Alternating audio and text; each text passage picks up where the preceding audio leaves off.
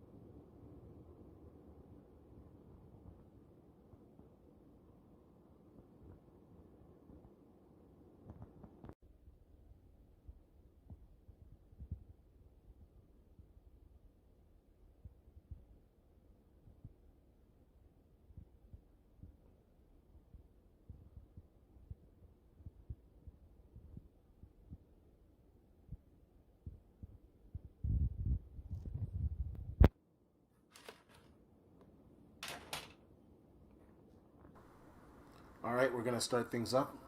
Just give me a couple of minutes here, get everything running. This is the system that we're running in. I'll give you guys the specs, give you the rundown. So we got obviously a RX 6800XT. Now this is a reference model.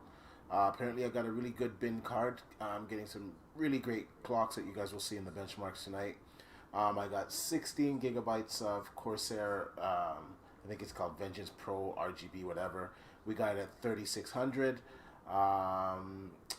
We're liquid cooling the CPU with a deep cool cooler, 240 the AIO. As well, we have a 5900X. We're getting a pretty good overclock on that as well. We're getting 4.7 on the CPU for that as well. What else do we have on this system here? We have a PCI 4.0 Subrent SSD NVMe. We have another NVMe on it, what's that one? I believe it's a SN5550 on that one. Yeah, so the system's it's spec'd out pretty good. I just built this this week as I was waiting for my 6800XT to come in. Obviously, I have it, and to be honest with you guys, no spoilers. Well, I guess spoilers. I am really impressed with this card. It's given me really good performance overall, and I kind of want to show tonight everyone that's trying to get the add-in board partner cards that the reference is a very good option. I'm getting really good clocks on this, and the reason why a lot of people stay away from reference cards is because of the sound. Usually they're quite loud, the acoustics are horrible on them, and they run a little bit hot. And I'm gonna be honest with you guys, with this card, it doesn't run hot, it doesn't run loud.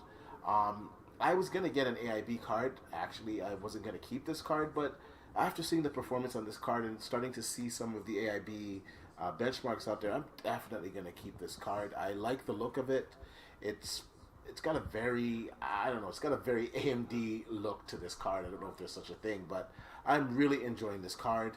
And yeah, so let's get to the benchmarks here. I'm just going to get everything set up here. Everything's been posted out. And let me just switch over to my other screen here. Just bear with me, guys. I don't usually stream all the time. I usually stream like events. The odd time I get on there and stream some gameplay, but yeah, I don't really particularly stream too much on this channel. But today we're going to get into it. So I'm just switching over here on my inputs here. I'm going to switch over so I can actually see the screen that we have on. Which one is it? Let's see. Oh, actually, I should have did that. 1 second, because it's running in a loop. I think we're on for here. Let's go. All right, so we're good here. So yeah, we should be good to go here. So we're gonna kill this loop here. This is just a loop just to get you guys into the room. So this is my rig, one of my rigs, I guess. Yeah, I'm really happy with this rig. I also have another rig that has a 3080 in it, an Asus Strix, paired with a 3900X, so another 12-core, 24-thread CPU. I'm going to keep both systems so I can do comparisons throughout the year on both systems. I do like the NVIDIA card for ray tracing and DLSS, so I can get higher frame rates when I'm enjoying ray tracing. And the AMD card, it's okay at ray tracing. I don't want to say it's the best at ray tracing. It's not as good as the 3080. It's not. It's about 2080 Ti, a little bit above that levels of ray tracing performance. But the normal rasterization of games, I'm getting really good performance on this card. Okay, so let's get into it now. We're gonna close this down. I guess the first thing. Okay, let's open up some of these utilities. Open up this.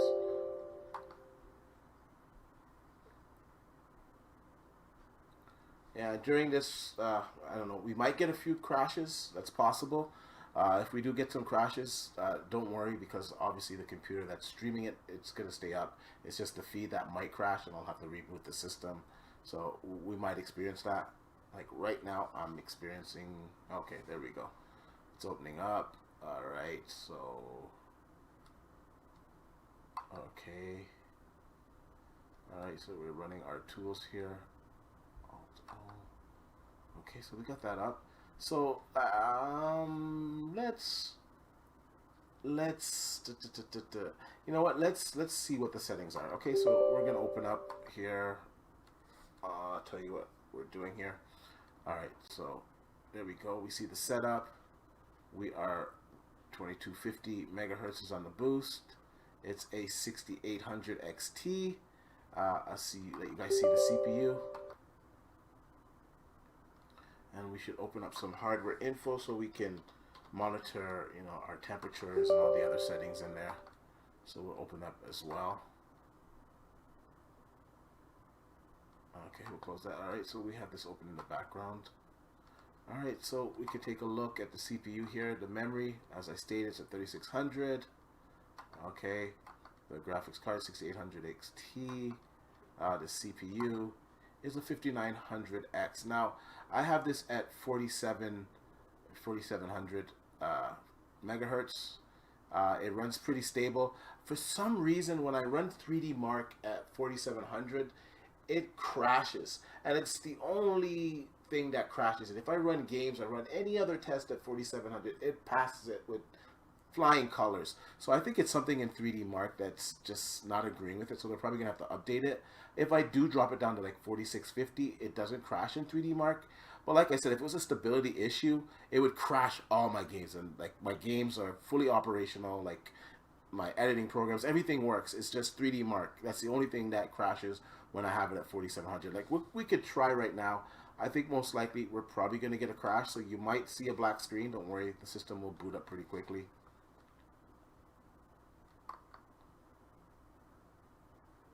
So we'll, in the meantime, we'll run a little benchmark here on the CPU. And I think we crashed. Yeah, so you guys will still hear me. Like the stream is still live, but it crashed. So I don't know why it's doing that. I'll try, you know what? I'll lower the CPU speeds.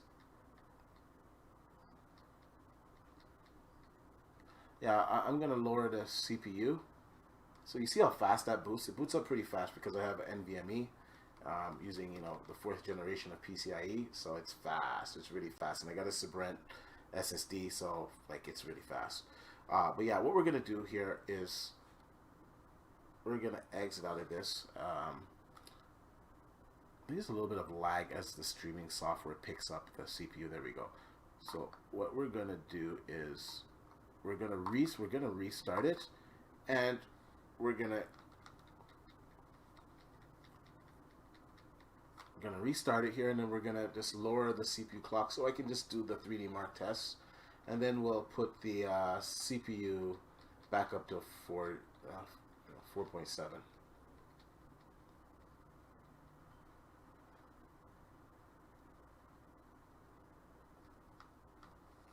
Yeah, just bear with me. It's kind of normal.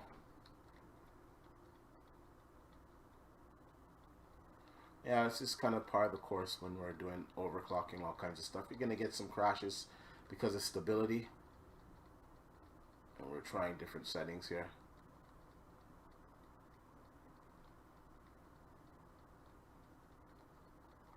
Alright, just give me a second here. I think I got to flip the switch here because I can't actually see. You guys can probably see them in the BIOS. I can't see it yet. Just give me a second. So this is going into where? What is this?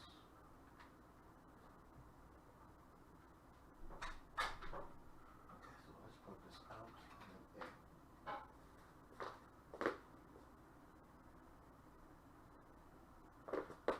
Can we see the BIOS? Oh, great. I don't know if I can see the BIOS from this screen. Just bear with me, guys. Let's go to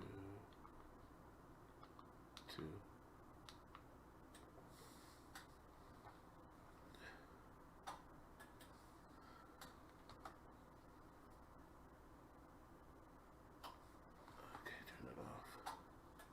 Can we see it? Okay, there we go. Now we can see the BIOS. Alright, so alright. I'll go into the tools here. I'm just gonna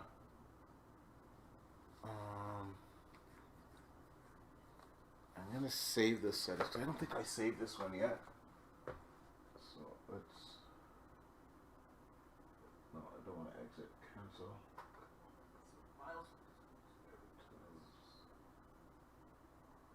Alright, let's go into here. Save the profile. 7. Is there something in 7? No, not yet.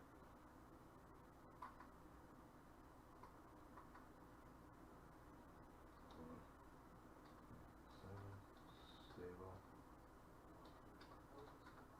Oh. Alright, so we'll save that.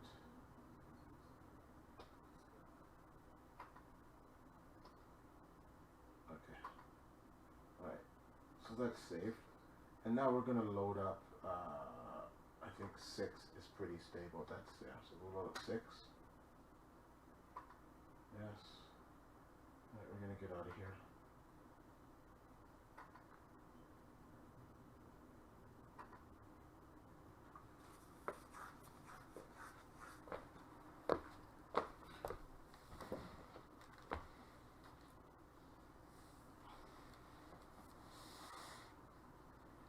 Alright, so as we boot in here, you can see how quick the system will boot up.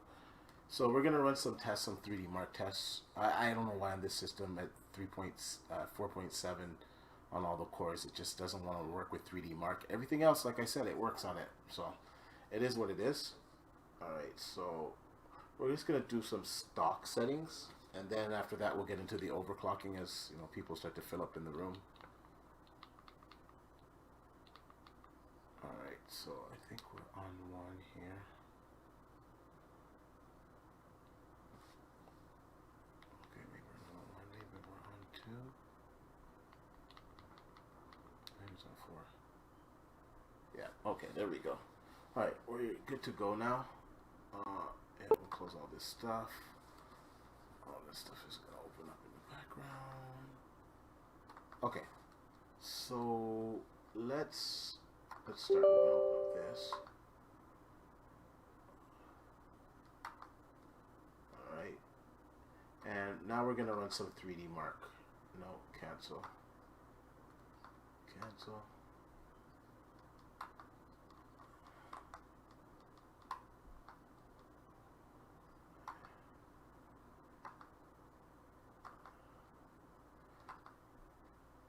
That is so stupid sometimes that it does that.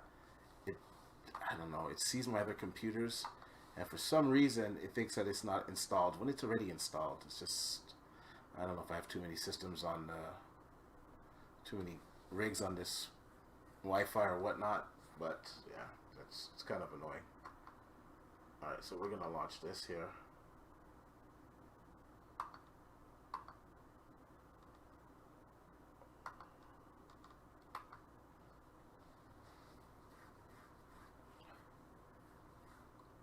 Okay, so this first test that we're doing, there's like absolutely no overclock. We're just going straight out the box with the reference card settings, and yeah, we'll see from there. I'm just gonna check the chat down here. I don't even know how many people are in the room. Sorry guys.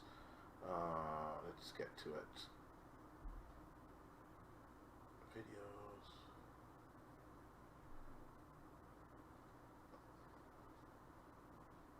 Oh, I don't know if I did I make this home. Let's see. Just give me a second here. I might. Okay, let's just run this. Times by. It should be installed. That's so stupid. Okay, we're gonna benchmarks, details, get rid of the. All right, and we're just gonna run this here.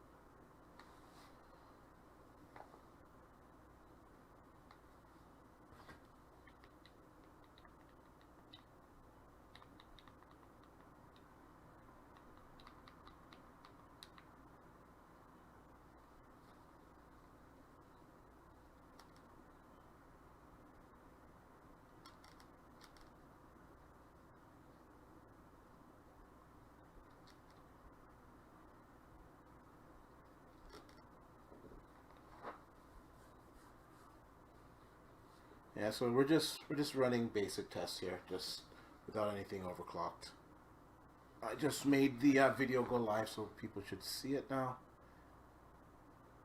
And I don't know, did we get a crash here or what's going on?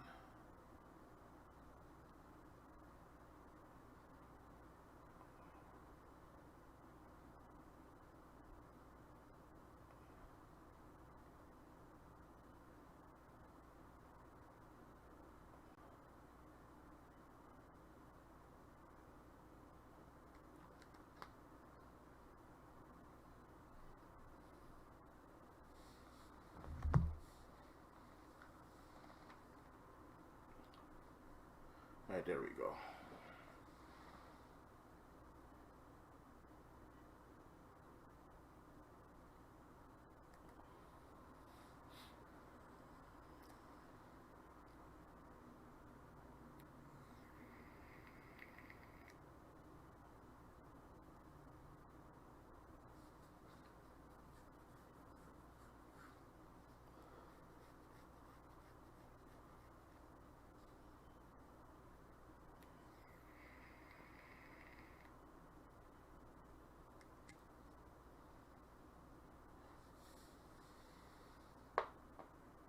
Yeah, if you have any questions, just ask me in the chat. I'm looking at the chat right now so I can answer your questions.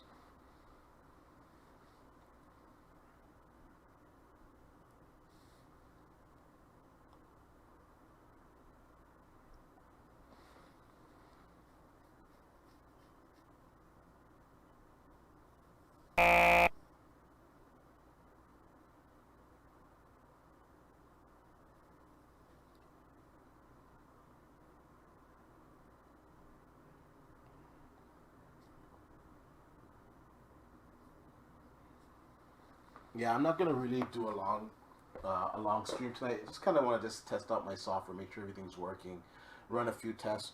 I think tomorrow I'll probably post a proper video or do a proper stream. There was a few little issues tonight, so I was supposed to go online a little bit earlier, but unfortunately we had some issues.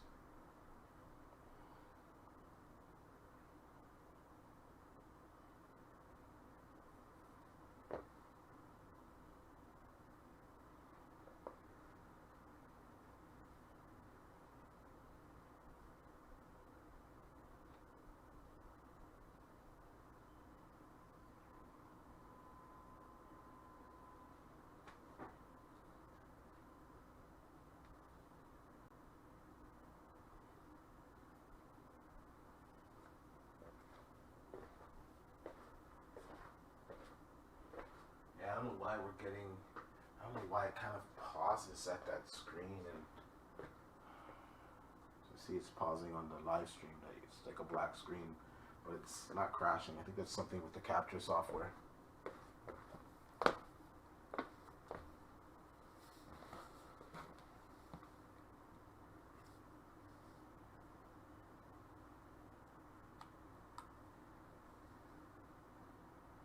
Yeah, now it should give us our scores.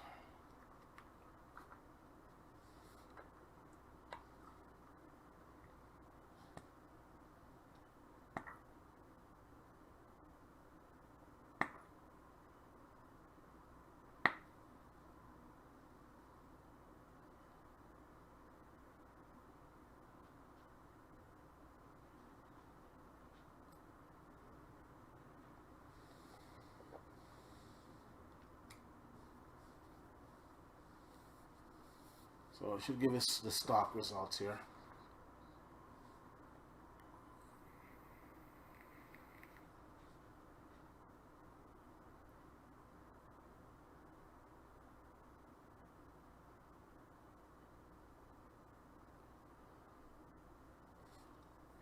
Yeah, 3D Mark it definitely doesn't like my streaming software. That's for sure.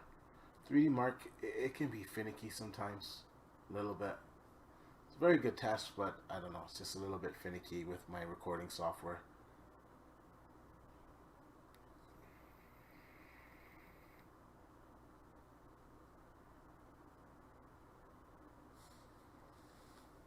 I don't know why she's just spinning like that.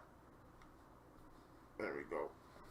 Oh, wait a second. This looks different. They updated this. Oh, the UI looks completely different.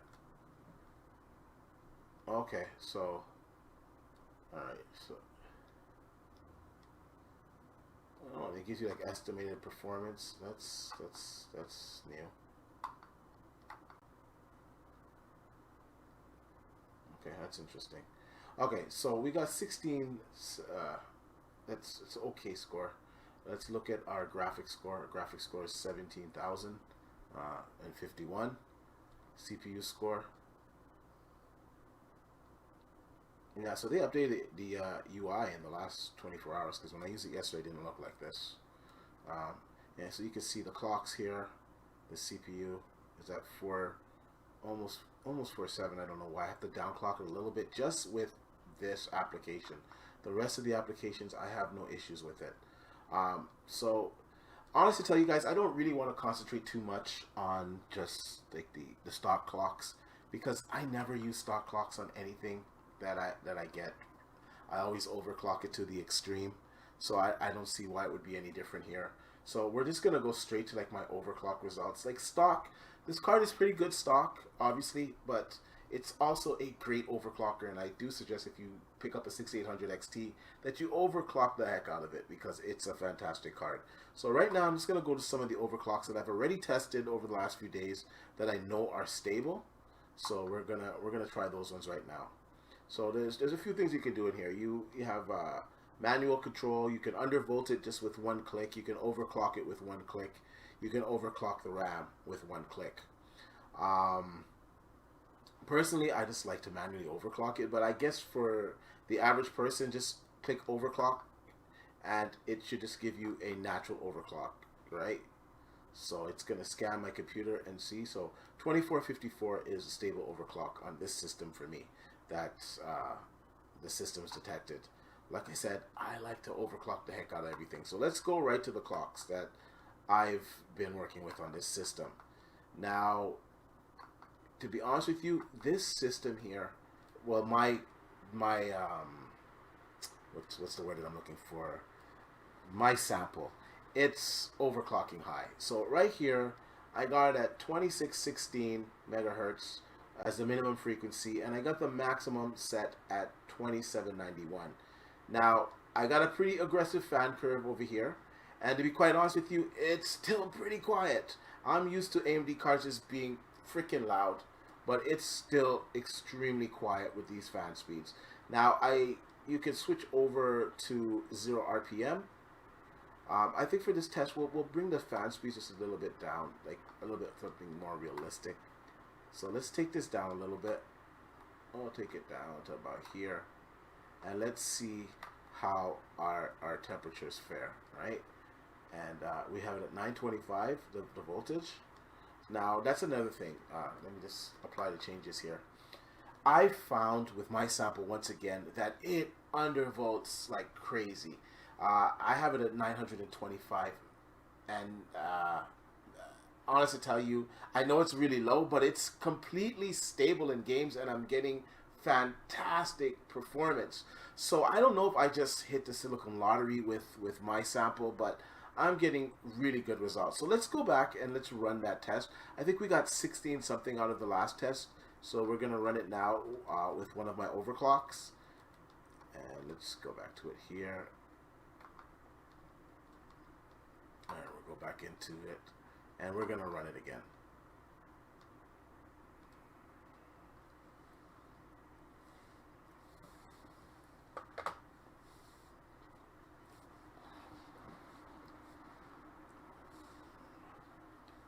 Alright, we're going to watch this test here run, and let's see what scores we get with this overclock that I've applied. Now, your mileage may vary. If you have a 6800 XT, you're more than welcome to try my settings. I don't know if it'll work necessarily for you. Like I said, my clocks are just really high on this card, to be honest with you.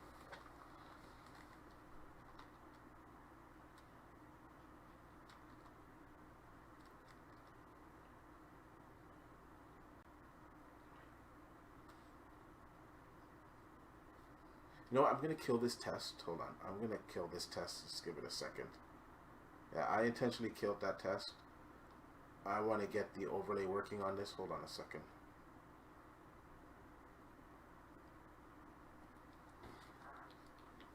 Just give me a second here.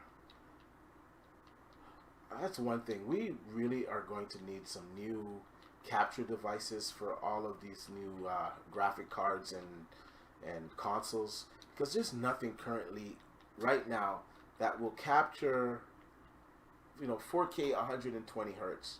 Like, I constantly have to do workarounds in order to capture this stuff, and it's kind of annoying. So I hope that these companies, they really start to get their stuff out pretty soon. Alright, so let's go here. Let's see.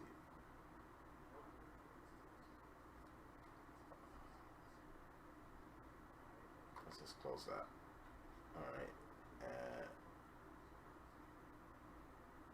Open up Afterburner so we can get an overlay running there. Okay. And let's get back into it here. Where the hell is our test? Oh, I closed that.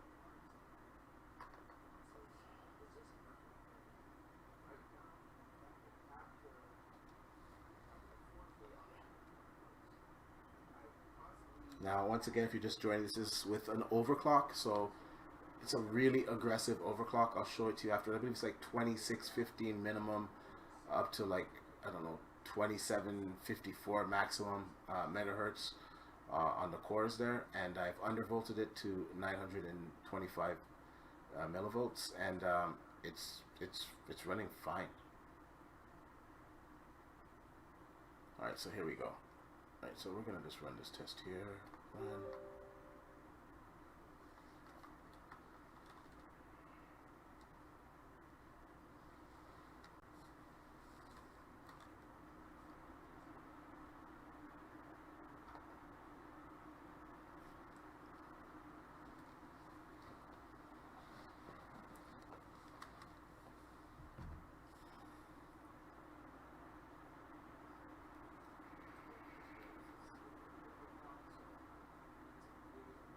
Yeah, and if you see the screen blank out, it's the capture software.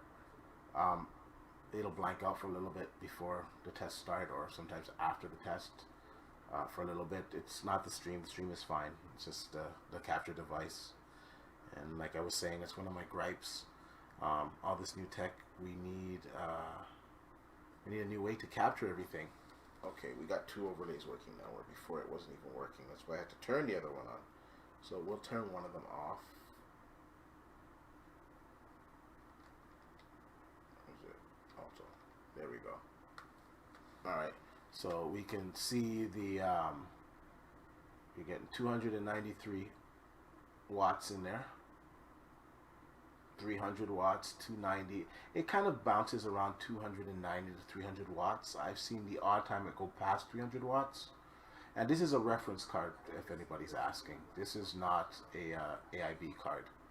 So with my overclock here, now this overclock in this benchmark is like around 25, 26. But in games, this same overclock, I'm getting like 27, 2750 in games, like rock solid. And you guys will see that as we get some more tests going on here. I wanted to actually start this stream earlier, but Gamers Nexus started a stream, and I was like, oh, there's no way I'm competing with that guy. And like his stream is just going so long, I just said, you know what, I'm just gonna start up my stream here. So sorry if you guys were waiting for it. Hey, Focus, what's up? Ubisoft didn't do any real optimization. All they did was reduce the resolution. Um, I wouldn't be too worried about both of the next generation consoles right now. They're gonna do what they're gonna do. It's early days, to be honest with you, so it's kind of expected that there's not going to be great optimization on a lot of these launch titles. As stuff progresses, as time progresses, it'll get better. And of course, we know what's going on with the tools. They're not all fully there right now, but things will improve. But today we're talking about the PC stuff. We're not really going to go too much into the console stuff. We are going to be talking about PC today. Rick Payne, what's up, man?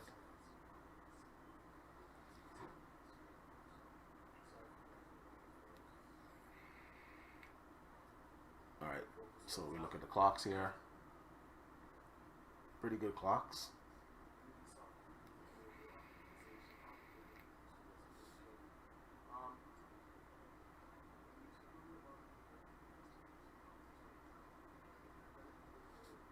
So as you can see, my overclock is really stable, and I've got it so stable by undervolting it. It's just incredible.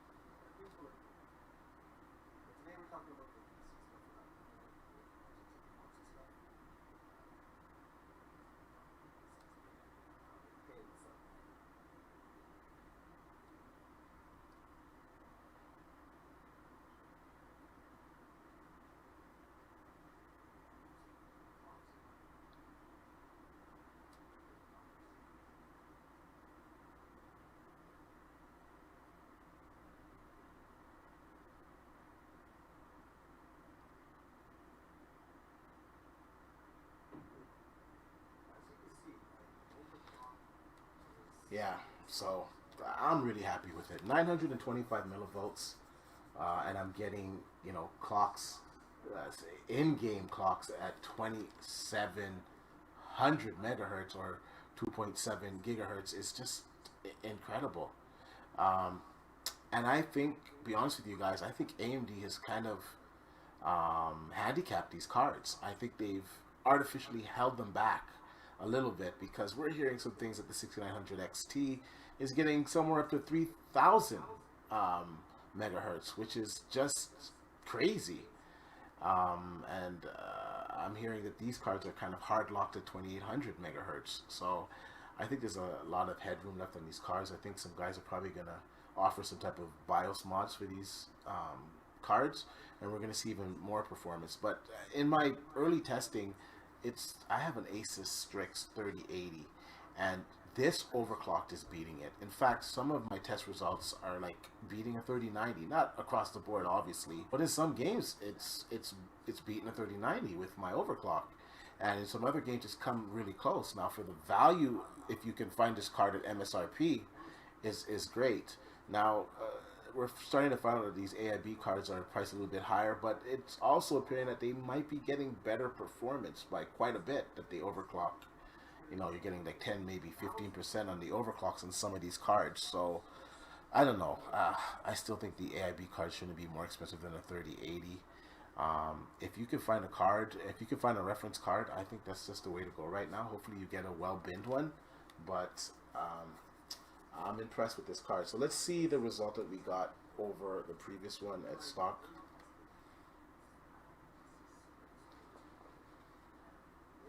As it loads up here, I don't know why this 3D Mark, it's so dang slow reporting stuff when I have my capture software going. It's really annoying. With the other tests, it shouldn't be like that. It should be a lot quicker.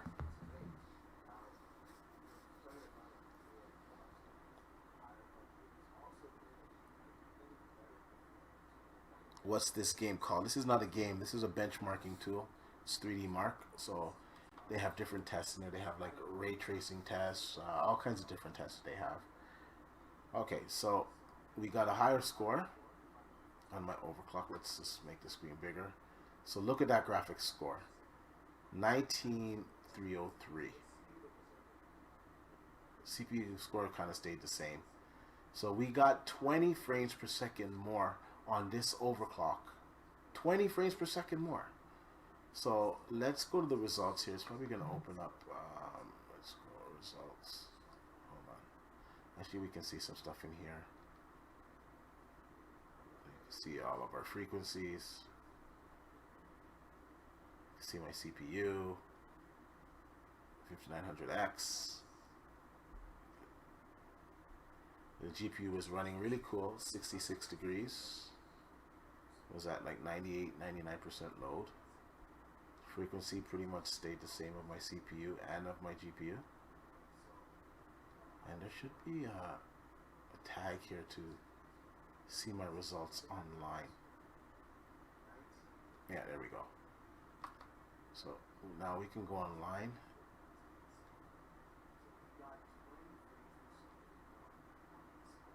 Okay, let all that stuff run. Alright, so 19.3. So let's look at we'll add this to compare, and we'll do the previous result, which was, this was the previous one. So this was not overclocked. Right? And this was overclocked. Alright, now we're going to compare them. Alright, so this is the stock settings. This is my overclock. That's quite a lot better score, to be honest with you. And the CPU score, I don't know what happened there, but we lost a little bit on the CPU. With this overclock, we lost a little bit on the CPU. I don't know what happened. Okay. Alright, so 2703 megahertz we got compared to the 23 stock. Average clock was 2523 opposed to the 2141 at stock. our temperature is cooler than stock. So, you know, overall, we're getting pretty good scores. You can see the rest of my specs here. General. Alright, so Brent Rocket, that's what we're using. It's a PCIe 4.0 drive. And obviously it's the same one on the other system there. Okay, so let's get out of this. Okay, so 19303, which is a really good graphics score. Now, I'm going to try to push it a little bit further. Let's try to push it down to, let's go down to 910. We'll leave everything the same. We'll undervolt it a little bit more. And let's see if we get a better score. Alright, let's do that. Let me close this. This probably might affect my score a bit. I will close this. Alright. I'm going to run another test here. So I've undervolted it a little bit further. I have done it to like 900. It's gets a little bit shaky there. Like once I start to go to 900 millivolts, I notice that the scores start to drop a little bit. Like it doesn't crash, but the scores start to drop a little bit. I think 910, 925 is probably the sweet spot for this card. Also raise it a little bit. We'll raise it to 950 to see if we get a better score there too. And I've had like hours and hours with these overclocks. I'm pretty much stuck around here. So let's just try to fine tune a little bit, and then we're just gonna go best benchmark some games.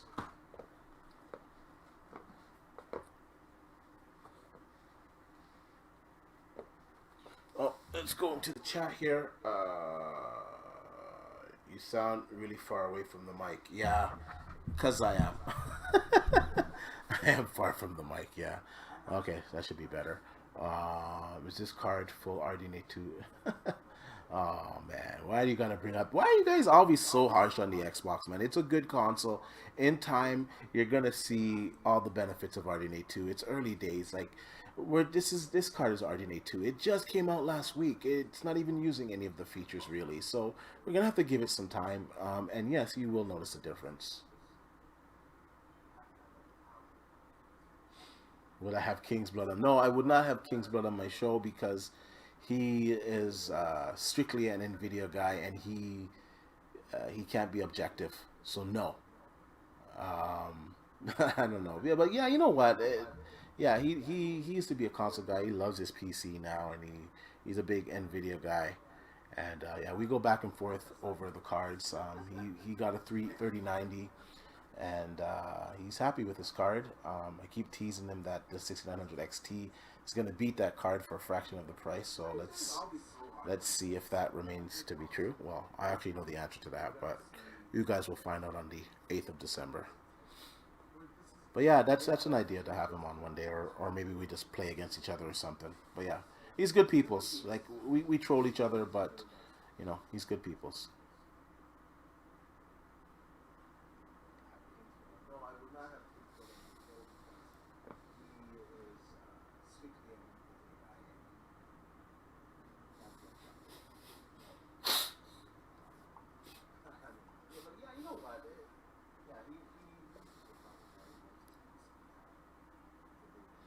Have I found any good Cyber Monday deals? Yes, I did. I got the Arctics, I think it's ×9 headphones. They're like wireless. They're more designed for the Xbox One and Series X and S, and I guess PC if you have like the Elite controller and the wireless dongle thing. So I got that because I was using the PlayStation headset in some of my live streams last week. And the headset is fantastic. It's got great sound, but the microphone on it is horrible. I'm talking about the $129 one, whatever it's called, their spatial audio one. Like the headset is good, but the mic is horrible. So hopefully this Microsoft one has a better mic. Right now I'm using like my regular microphone, but it's just not convenient when I'm doing these type of streams. I'd much rather have a headset on.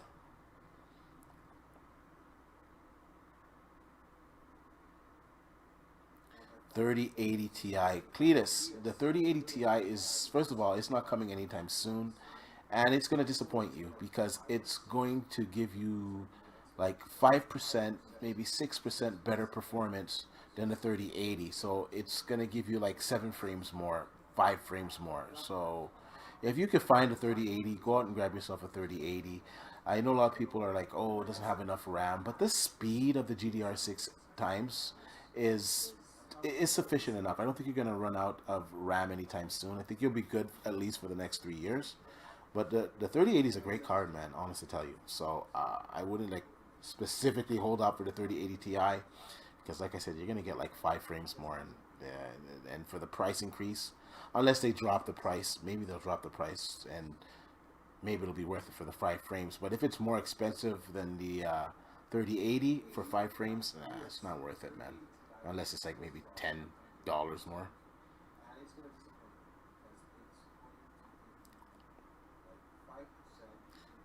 Sub-Zero Gamer, yes, man. December 8th is going to be hype. Good days, man. And you just got to think about it. If overclocked, I'm beating the 3090 in some games and getting close in some other games. Just imagine this 6900 XT, right? And we're hearing that that goes up to 300 megahertz. So just imagine the damage that that card's going to do. I think it's going to be a very powerful card. I'm going to try to get it. I'm not going to hold my breath. You know, I was really fortunate to get a 6800 XT, and I hope to be as lucky with the 6900 XT, but that card's going to be even harder to find. So, yeah, let's see. Okay, so now on this test, what we did is we lowered the undervolts a little bit. So we're at 910 millivolts, and let's see if we get a better score. Because I know that our max for this card is somewhere in around here.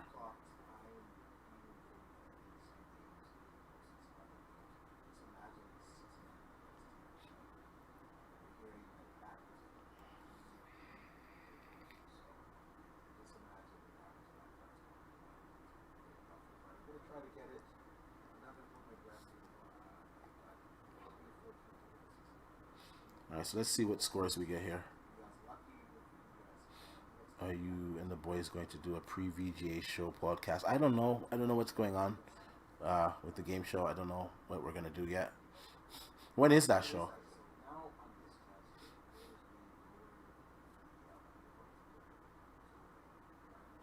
You don't want a 3080 though. Your card has to say TI on it. Uh, well, then I guess then just wait for it. But performance-wise, you're getting like 5 frames better. You're getting 5% better performance on it. Just think, if a 3090 is about 10-11% better performance than a 3080, and a 3080 Ti is halfway in between, it's going to be about 5% better performance. So the only thing I hope is that maybe they lower the price on that card to, and at that point, then of course it would be more appealing. If it's the same or a little bit lower than the 3080, then of course it's more appealing at that point. Okay, so look at our graphics score here. Our graphics score, it went up. It went up to 19,325. I think before it was like 19. Let's see how much it was before. But our score actually went up on my undervolts. So my undervolt of 910 millivolts it's valid. Like, I'm getting a higher score. All right, so let's see here.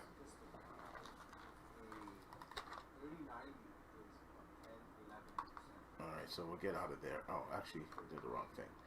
Um, so let's look at all the data again. All right, so the temperatures are good. The temperatures are really good. Like, those are good temperatures, and we can go down here and we can check hardware info. Oh, did I close it? Oh, okay, let's open that hardware info. I closed it by accident. Okay, me too. Okay, we'll open this back up so we can monitor our temperatures and everything in there. GPU close. All right, so we'll keep this. All right, so let's compare it to the other one. Compare results online. Okay, so this is the new one. 19325. Add to compare. Go to my results. We're going to add the last two that we did. So this is the one that we just did before. We got a pretty good uptick in performance there just by undervolting it. Now, like I said, I'm not going to take it more than that because I found at like once I go to like 900, it gets really wonky. So I'm just going to leave it at there. Maybe we can try to overclock the core a little bit. So let's add this one, add to compare, and we'll compare it. Okay, so this one pretty much beat it across the board. We lost by like 2 frames here on the graphics test, and like they're gonna fluctuate a little bit, but for the most part it beat it, right? So that's good. Let's see our clock speeds, the difference of their clock speeds. So this one had a little bit higher clock speed.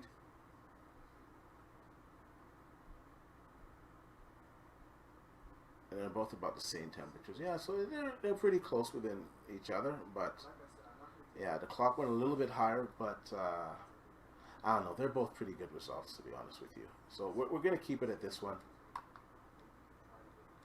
Alright, so let's go into here. Let's go into our settings here.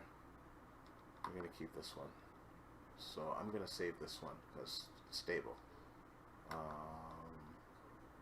Save profile. So what was this at? 20. What does this say? Number 2. 9, 10.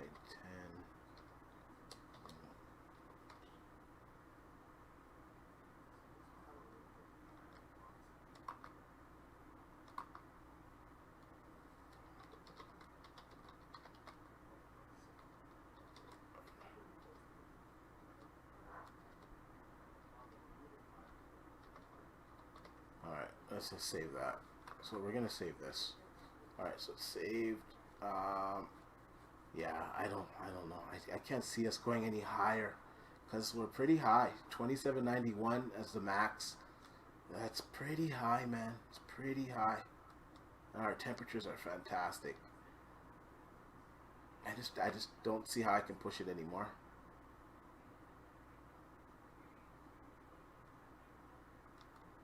We'll try it. We'll try to push it here. Okay, we'll push it a little bit. Let's just see. Hold on. Now I'm just being greedy. I don't think it's gonna crash. I'm pretty sure.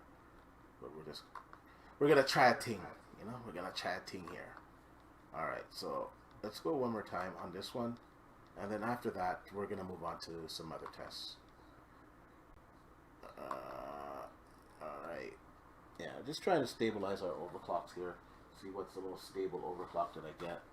And I wanted to show you guys this in real time because you know, I've been telling some people about how well this GPU has been undervolting for me, and a lot of people have said, no, it's probably not stable, it's crashing. And as you guys can see, like it's fine at 910 millivolts.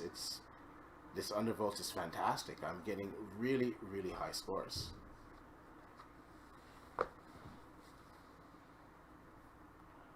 Alright guys, just give me a second, I'm going to get something to drink.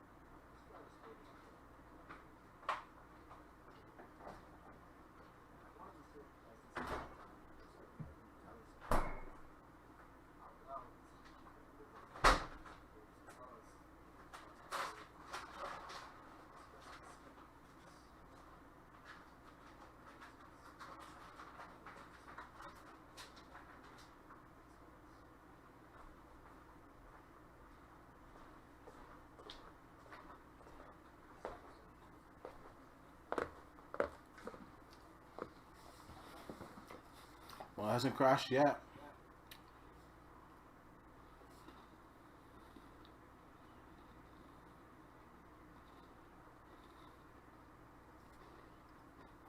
And even though I'm undervolting it, it's still pumping those watts in there.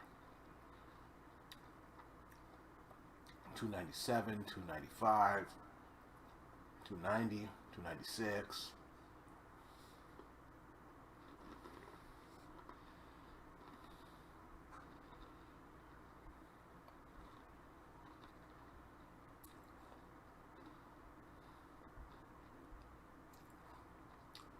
If you see a black screen, don't worry. It hasn't crashed. It's just the capture software before it captures the benchmarks. I don't know. It likes to go black for a second.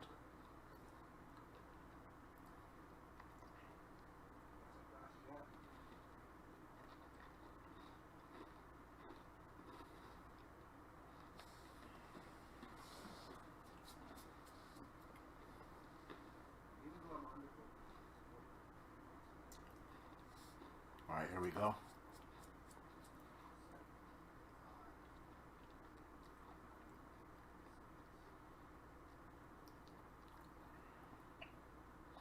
Now, I want you guys to pay attention to the clocks as well as the wattage and, of course, the temperatures and the frame rate. Everything's important. But see, look, 303, 300, 307.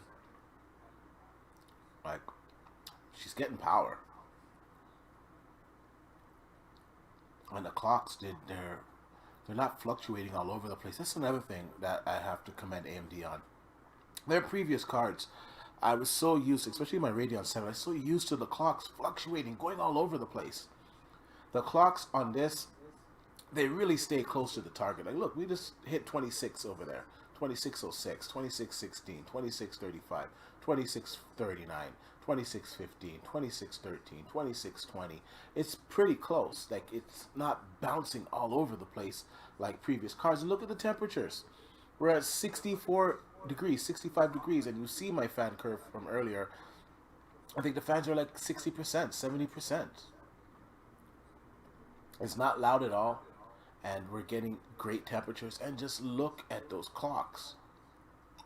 And like I said, these clocks in the games, it's actually higher. I'm getting like 2700, 2750. Like, it's really high. You're gonna see that as soon as we get to some of those tests.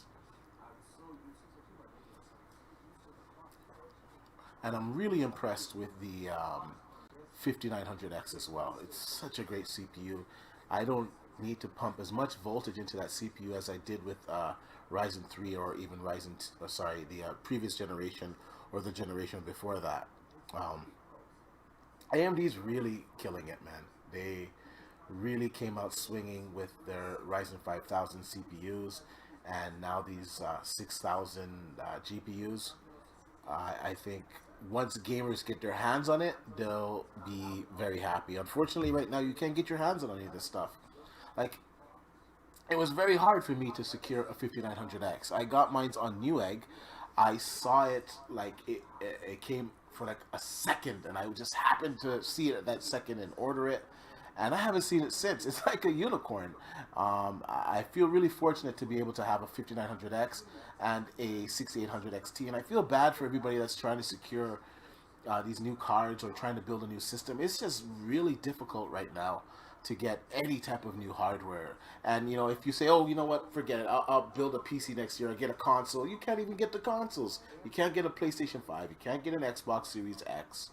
Like, just everything is sold out. And you know, during the times that we're having right now, everybody's stuck at home, so people feel it even more because, you know, if you had a console or a video game system, obviously you could kill some time because we can't really do the things that we used to do. We can't go to clubs, we can't go to the bars, you know, we're kind of limited on the things that we can do right now, and I think that's why there's such a demand for, you know, all the gaming stuff. It's just really crazy. All right, so let's see the results here.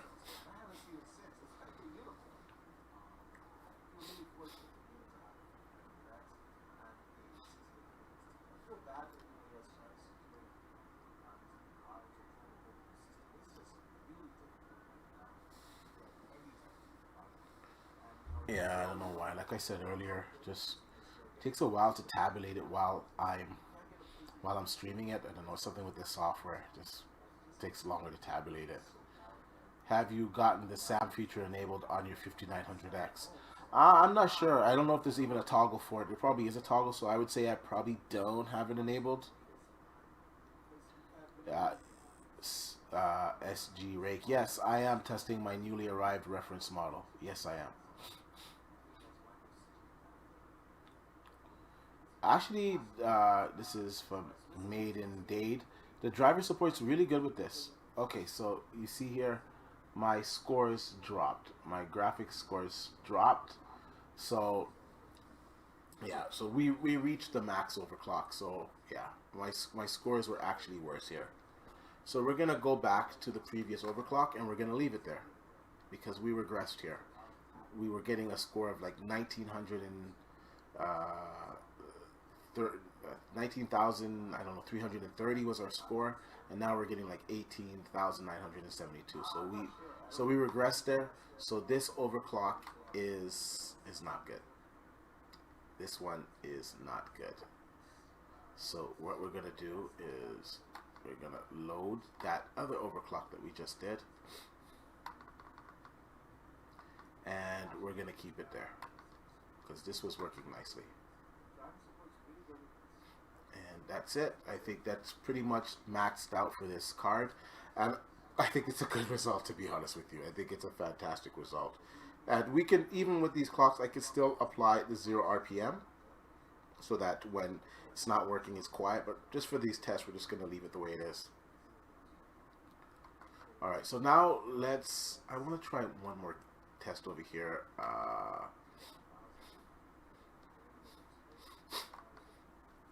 We're going to let's try Port Royal.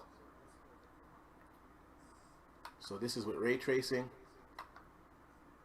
and it's just so weird to be using Port Royal on an AMD card. I'm so used to the RTX cards and testing ray tracing with this program, so it is kind of trippy. And it's a good thing that AMD is bringing, you know, the latest features to their cards.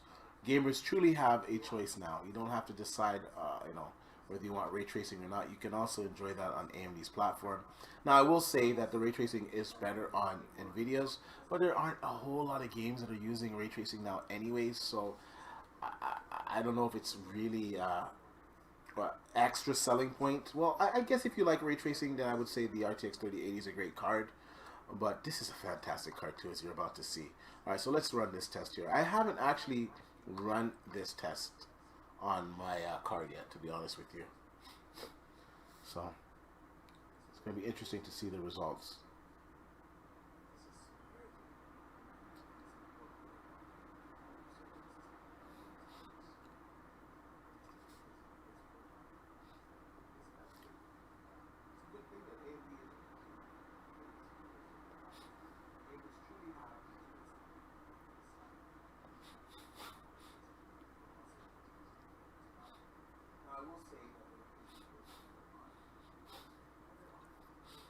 Alright, so let's see how Port Royal performs with my overclock. I think when I was watching Gamers Nexus's stream, I think at the time he got like 10,030 or 10,300 or something on one of his cards, or 10,000. No, I think it was 10,200, 10,199 he got on one of the cards. That was the top score that he got at the time when I was watching his stream. So let's see if I can beat that.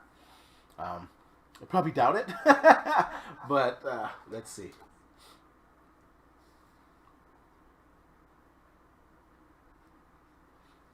So our clocks are pretty high. 25, 25. It'll probably go up to 26 a few times, but it's around 25 something. And like, as I'll show you guys later, in-game clocks, like actual games, these clocks that I have here will go higher. It will go like 27, 27.5. It's pretty crazy. And like when I was testing it, I just was like, this can't be right. I thought it was some type of error. I really did. I thought, no, it's just not reading it right. But I tested it and tested it and tested it. It was stable. It wasn't crashing in any games.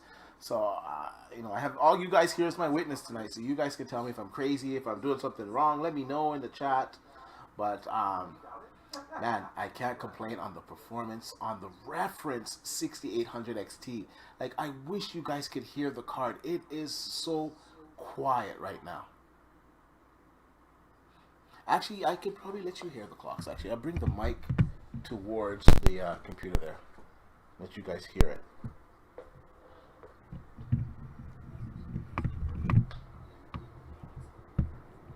I don't know if you can hear that, but it's right beside. That's my fans. It is like quiet.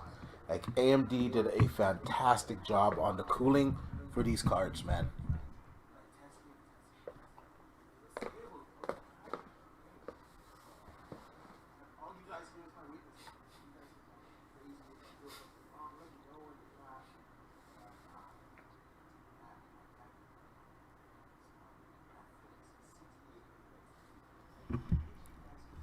All right, so let's see the score here. If you're just joining, don't worry about the black screen. Just the capture card as it's streaming it. When it's getting the results, I don't know, it just shows a black screen, but it didn't crash. It'll pop up in a second and we'll see the scores.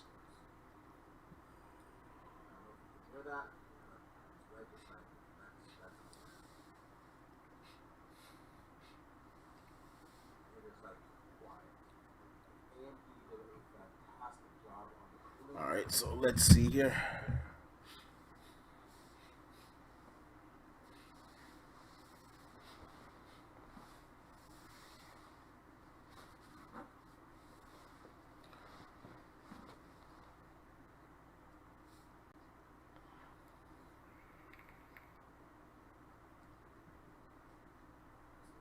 All right, let's see what this score is. I'm anxious to see it.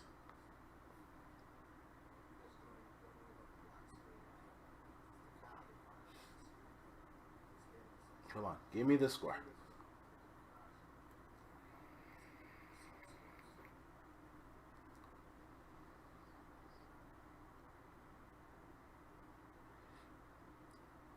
And I believe this test is like all GPU. I don't even think it really matters so much on the CPU. Yeah, so we got 9,861. So that is our graphics score here. So let's try to get that higher. Let's see what our clocks were inside the game. Wait. All right, so let's see our in clock.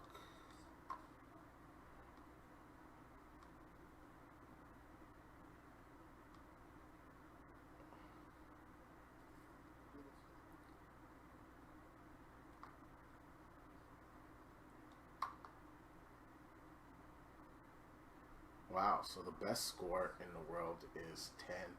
Well, we're not too far off. And like I said, I think Gamer's Nexus got like 10. He got 10,200 or something. So let's try. You know what? Let's try. Let's see what we can do here. Let's go back to the clocks. All right.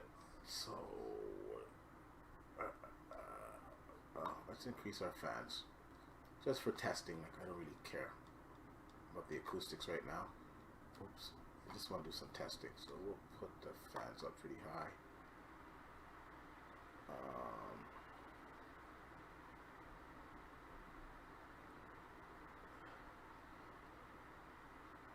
What happened there? I don't know what happened there.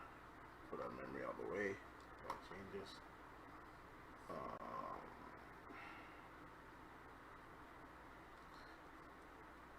And let's see if we take it up. Maybe it's undervolted too much. Let's go to 925. Oh, we'll go 950. Let's just see something here. Just for this test. We'll change it to 950. Alright. And let's go. Alright. So we got some pretty intense clocks. So 9861 is from my overclock. Let's try it again. Run. Oh, no, wrong test. Oh, great. Well, bear with me. Wrong test, wrong test. I don't want to run Time Spy. I want to run Port Royal. Sorry, guys.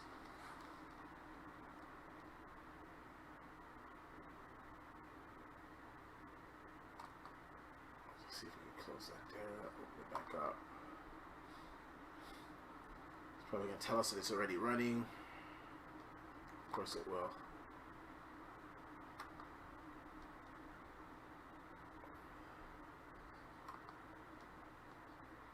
Stop.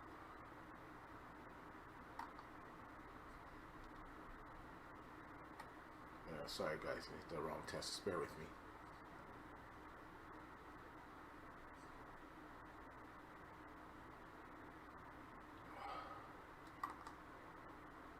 Stop. Ugh.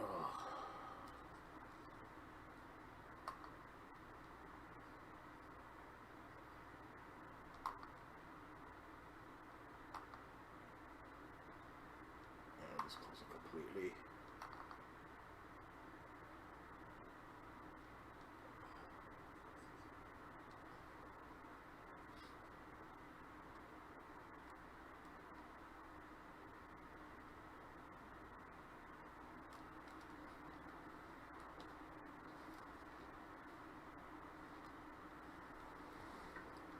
Okay.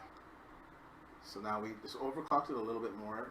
Well, actually, what we did is we increased the voltage because it's undervolted pretty hard, and increased the fans.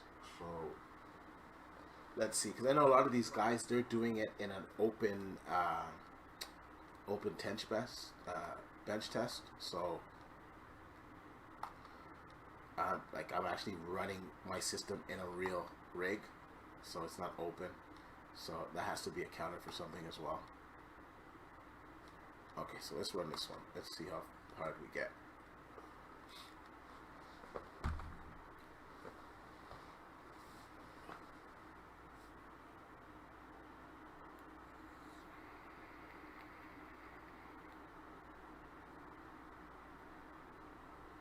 Well, I guess this will tell us about our overclock as well. If it's undervolted too much, we'll know if we get better performance here.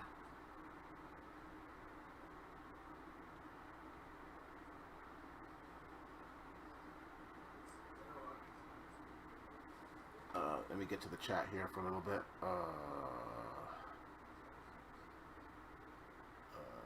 Really good audio. Thanks. Oh, the audio's good now? That's good. Gotta ask you, what 6000 series card do you think this Series X is comparable to? I don't know. It's like if they have a 6700, it's probably going to be like the 6700.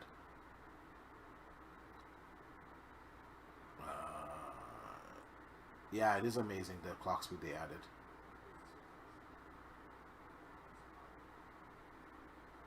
Yeah, if you're hearing echoes, I think it's because my TV might be getting a little bit of feedback. I'll try to turn that down a bit.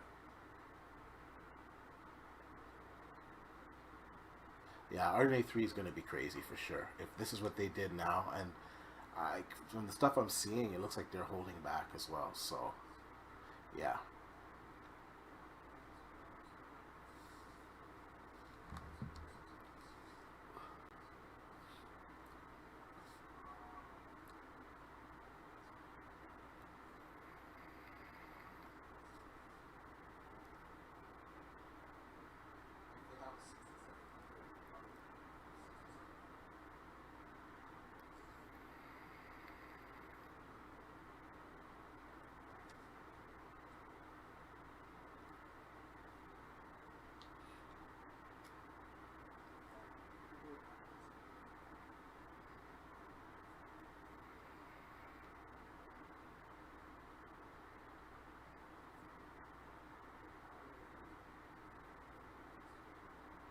It's not bad, really, for ray tracing here. It's not bad. I really think that, once AMD starts using machine learning, direct ML, I think we're going to start to see performance, similar to what NVIDIA is doing with DLSS.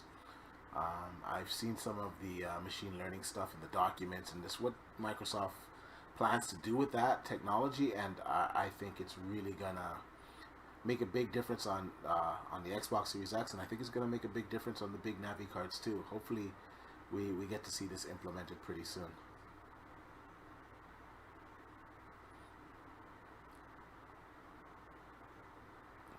what happened here. Seeing like a purple line on my screen. Hopefully we didn't get a crash. No. Okay, we're good. Alright, so let's see the score that we got here.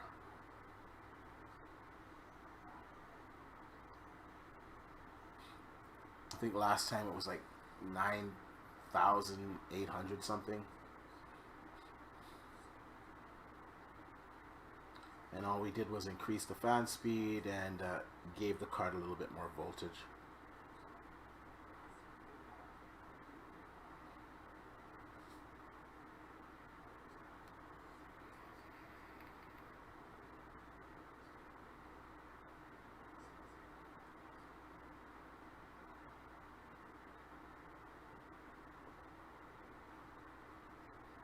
Yeah, sorry it takes so long to read it. Like I said, my capture card, I don't know. It's just 3D Mark doesn't like it so much, so it takes a longer time to load the results. I don't know, it is what it is. It's the only problem that I've had. So we got worse scores here. So all we did is increase the fan speeds, we increased the power to the card, and we're getting a worse result. So yeah. So what can we do here? Alright, so let's go back to our overclocks here. What can we do?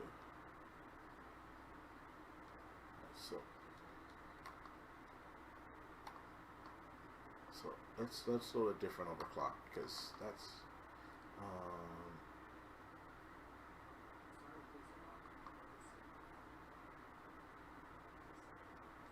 320. What was this one? So this was one that I had before. Okay, and this one actually has 0 RPM fans. So we have this at 9. Okay, so this one's pretty high. So let's see the results that we get with this one. So we got here. Okay, so we're not going to change anything. This was a overclock that I had previously. So let's see what it gives us. Let's try this one. That's the thing with, oh, again, I did the stupid time spy. Oh, I think it's like force of habit. I'm just so used to running time spy. As soon as it starts up, I'm going to cancel it. You know, it's okay. Let's just let time spy run. Because by the time I cancel it, it probably would have ran anyways.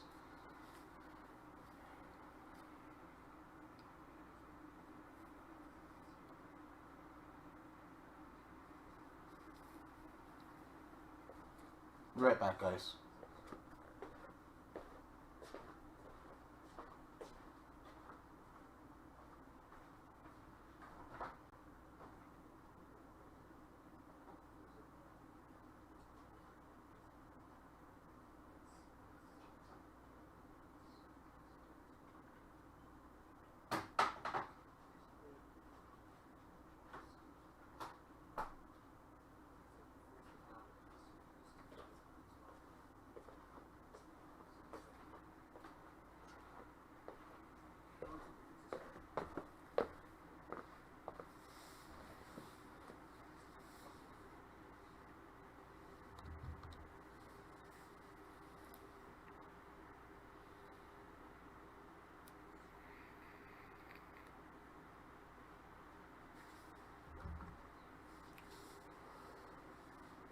So we're gonna kill that. We're gonna kill that one. Just run the proper test that I want to run. We ran time spy a million times already. So right now we're gonna run Port Royal. Now this was the previous overclock. Let's see if we can try to get at least 10,000.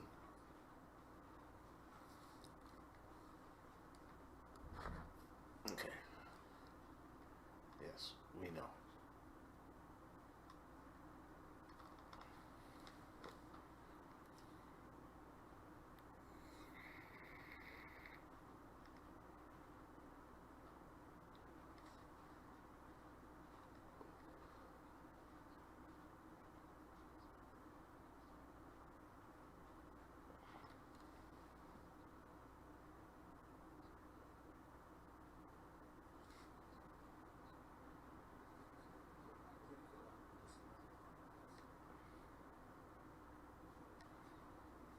Just bear with me, guys. Just wait for this stuff to die out so I can do the other test.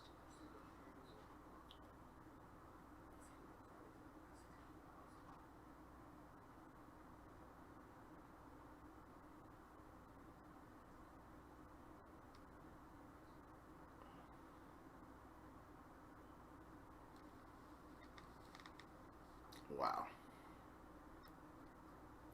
It takes such a long time. There we go. Alright. So now we're going to go back and we're going to run this port royal. Now this is with a different overclock. And let's see what we got.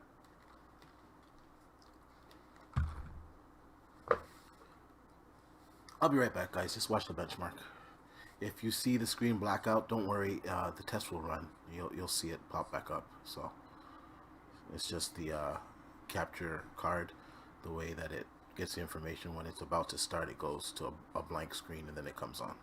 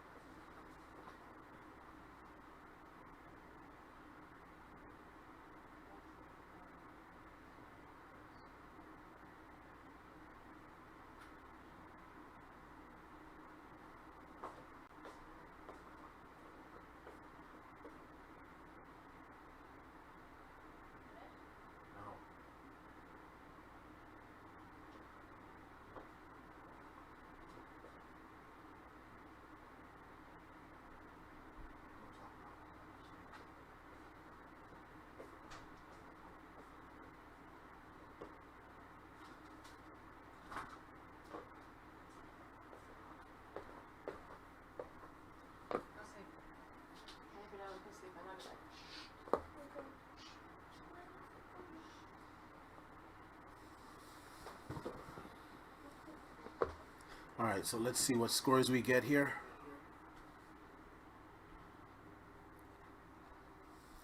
Now, this is with a different overclock. This is like my first stable overclock that I had with this card. But after this overclock, I was able to find better overclocks that gave me better scores in games. So I kind of left it. But with this Port Royal benchmark, my main overclock, or the one that I've been playing with, it's not quite getting up to 10,000, so we want to try to get to 10,000.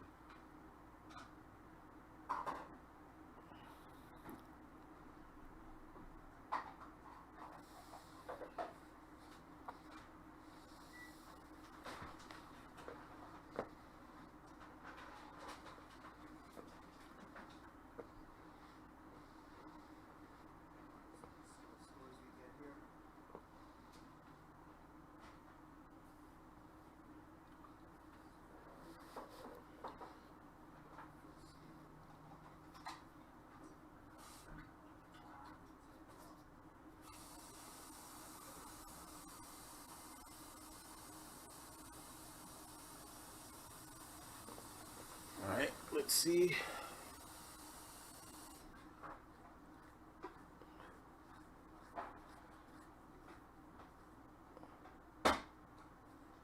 what's the score?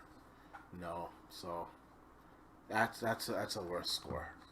So this is our best score with this overclock. So this is definitely our best overclock. Let's go back to it. Yeah, that's a worse score. So profile.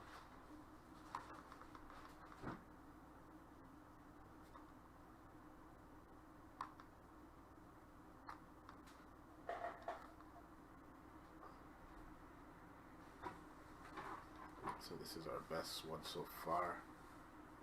Maybe we could take up the fans a little bit on this then.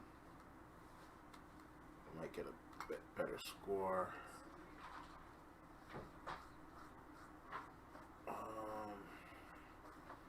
Maybe we could take it up a little bit here. 26. 45. Let's try that. Yeah, I think there's much more we can do after this point. Let's try it one more time, and let's see what we get now. So 9667 is our score.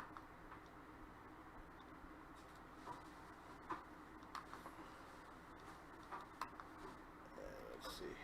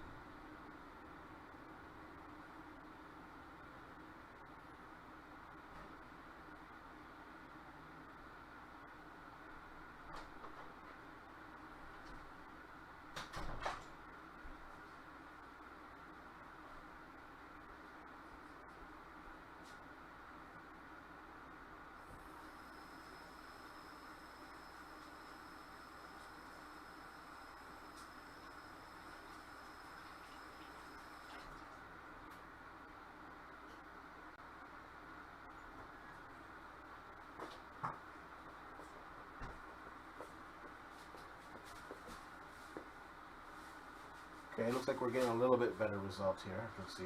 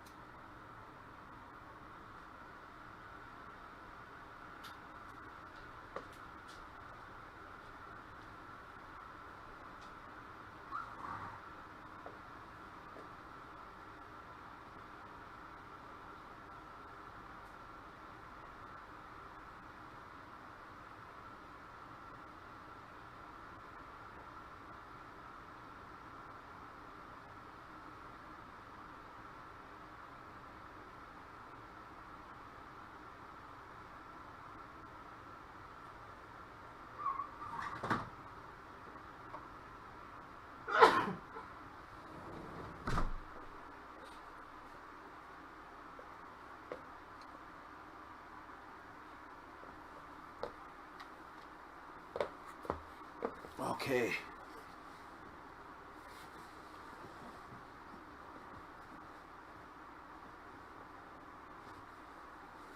Alright, let's see.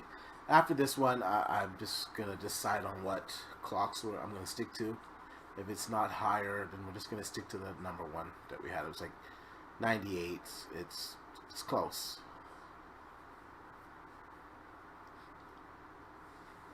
Okay, now we just wait for the benchmark results.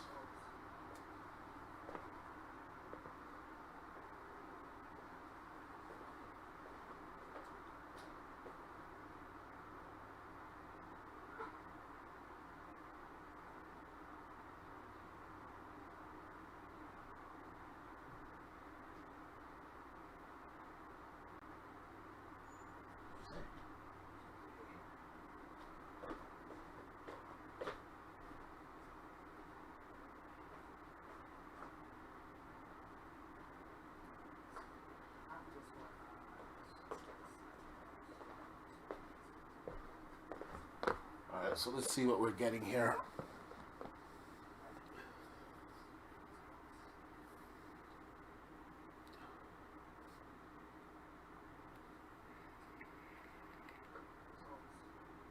Come on, give me the results.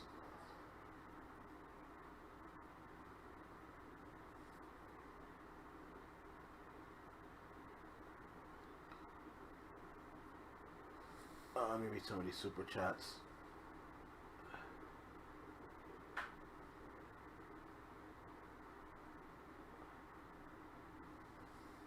Okay, so yeah, so that was this. This is we're getting a worse result on this one. So our best score that we got with our sample is from this one. So we're just gonna load it here.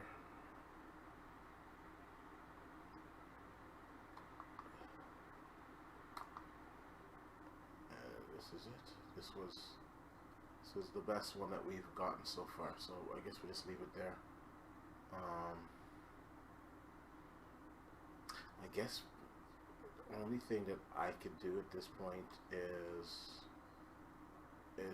maybe try to. Okay, we'll try to go higher. Okay, so let's go to 1050, and then we'll go lower, and then we're done. All right, so let's go like 1030.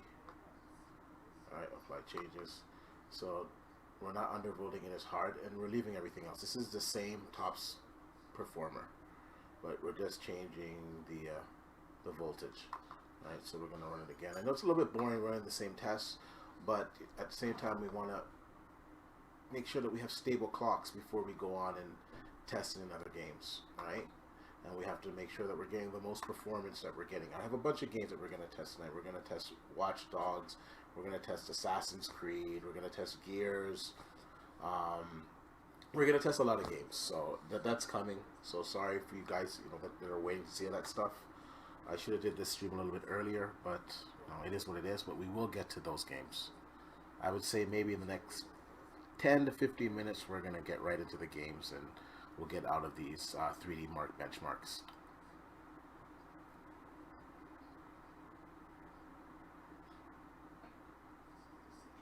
Yeah, it is heating up. It is killing my scores. You're right. It's getting hot. Yeah, I'm running a lot of tests. That's true. But still, there's some big drops that aren't completely from the heat. And when you look at the GPU, it's not running that much hotter. So I'm sure running so many consecutive tests that, I don't know, man. I don't know, because you kind of do want your GPU to be warm too when you're doing these tests, because then you get accurate scores, right? So all right, so already I see that the clocks are lower. I've increased the voltage on this card, and I'm getting lower clocks. Now let's see if that affects my scores, which it should, but let's just see to make sure all of our numbers are accurate, I guess, whatever. But I'm pretty sure that the clocks were a little bit higher before with the lower voltage. We're running at, looks like 59 degrees, so it's still relatively pretty cool.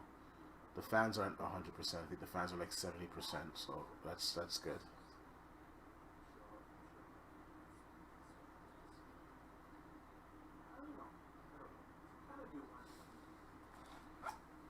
Someone's saying it's too hot now. Where are you seeing this heat? Because I see it running at like 64 degrees, so that's pretty cool for the GPU. That's not hot.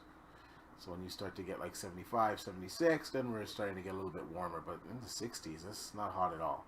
And remember, this is all on air. This is not a liquid-cooled GPU. I don't have it in a custom AIO loop, so... I'm sorry, a custom water loop. It's just regular. So I'm seeing 66, 67, 66, so the temps are still good. And it's getting more voltage on top of that.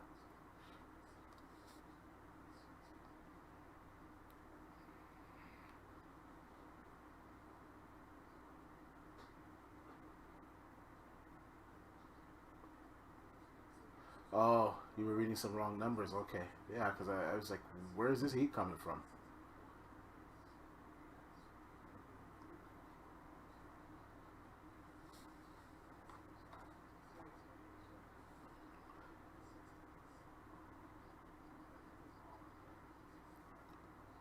Okay, so let's see what our score is here.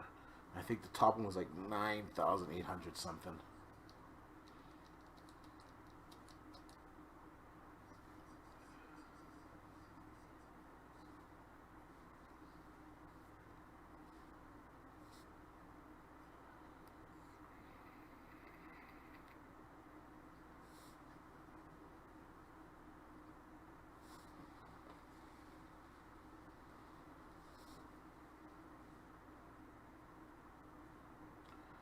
All right, so let's just see the numbers here, and then I think we're pretty much going to move on. I think the numbers are going to be worse here. I think, if anything, we can maybe take it down to 900. I'm pretty sure we're going to regress at that point, but we could take it on to 900 to see, just so we know. But I've put hours of overclocking, so let's see. Yeah, this is a lot lower. So you see, this is a lot lower. So not only did I lose 10 frames per second from the best run, I lost 5 frames per second from the last run. So yeah, it doesn't like the voltage. I got good settings on this. I got them dialed in, I guess. So let's bring it back down to what it. So this was, I think this one was sitting at like 910 or something. I think we could take it down. Let's try to take it down to 900. And let's just see what we get.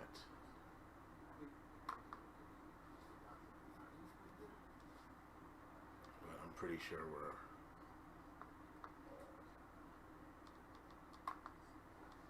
Alright, so let's go back. 9478, that's really poor. Jeez.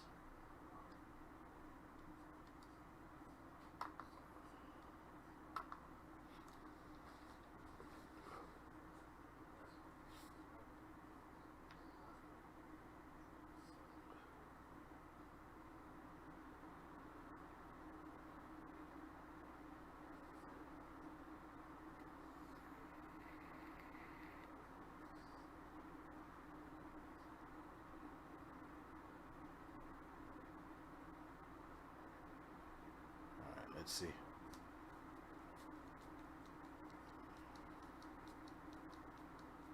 So we're either going to go with 900 millivolts, 910, or 925. And the settings that we have, I think that's pretty good for the reference card. Yeah, I think it's pretty good for the reference card.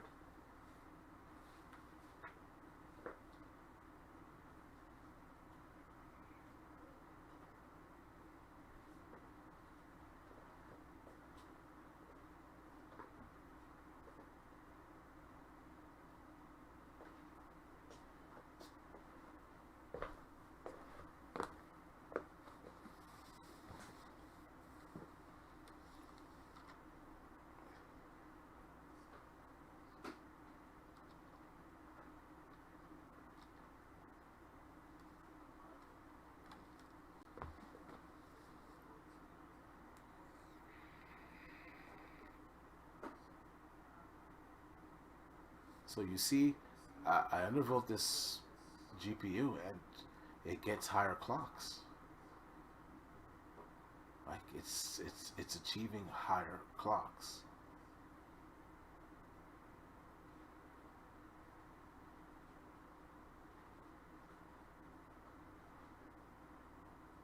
Nothing has changed. I haven't changed anything but the voltage.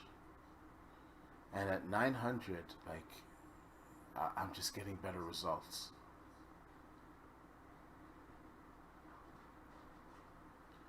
And it's still sucking, you know, look, it went up to 300 watts, 291, 278.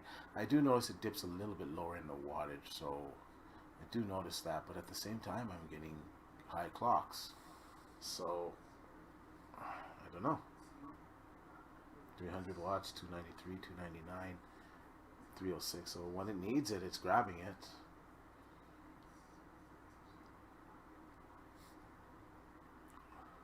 Isn't this something ray tracing on an AMD card?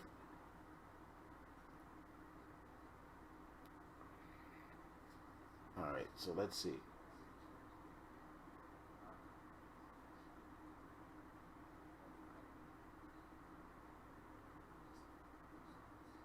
Yeah, if you're just joining, the black screen's normal. It's gonna calculate it and you're gonna see it start to spin. It'll pop up probably any second now.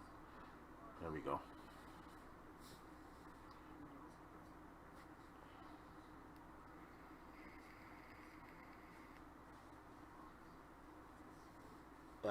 The SIP army, yes, I did lower the voltage.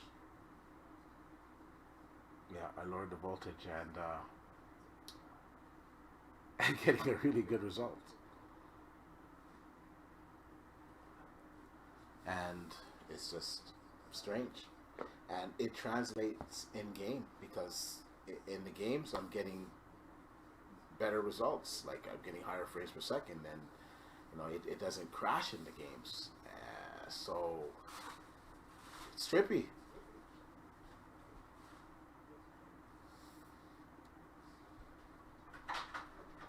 My particular card just likes to be undervolted. It just likes to be undervolted. So it's, see, like, look at that. Look. We're at 9,934. So I think this is probably our highest result so far.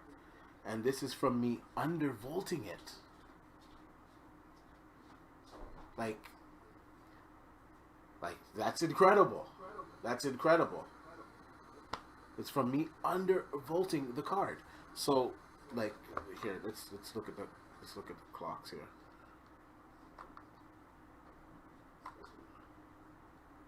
Okay, so we're gonna save this one because right now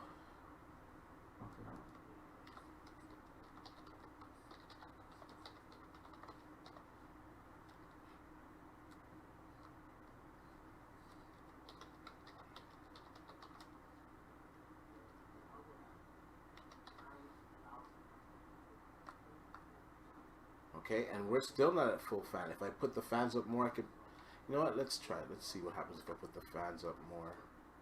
Will we get a better score? Let's see. I don't want to put them up all the way, but let's see. So it's at 900. Let's just put the fans up and let's see if we can increase the scores here. But that's a really good score. That is a really good score. Like if we compare that online, it's a good score for this card. It's a very, very good score.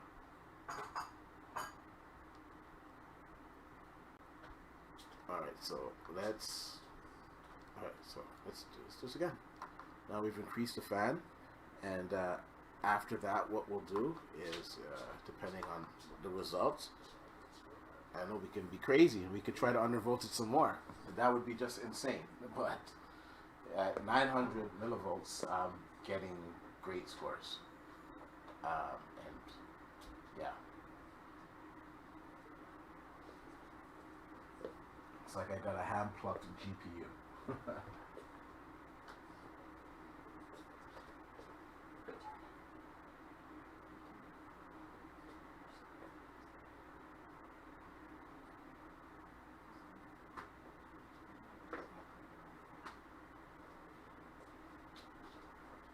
If you guys see a black screen, don't worry. It's the stream is still live. It just does that before it goes to the benchmark. Okay, so let's see. Let's see what we can do here.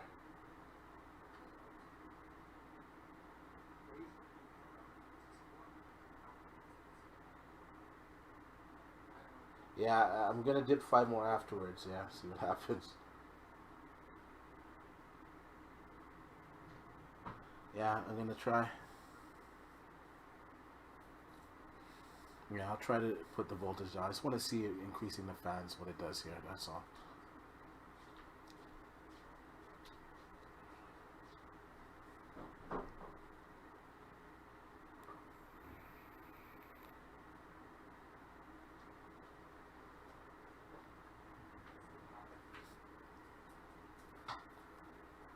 And let's not forget, this is a reference card. So the AIBs are supposed to be better, and I'm getting this performance out of a reference card. Like, the undervolt is just incredible on this card.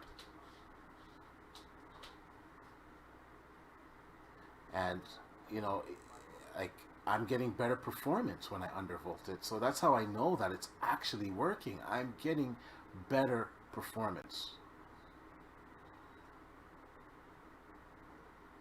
When I put more voltage in it with the same clocks, I get worse performance.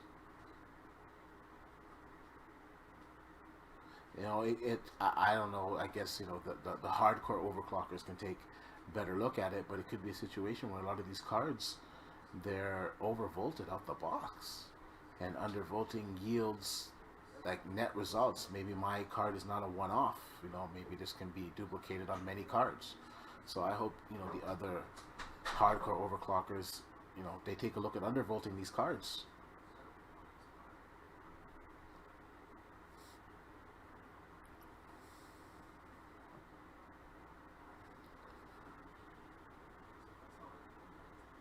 Capoon 5150. Yeah, I'm doing good today, man. I'm doing really good.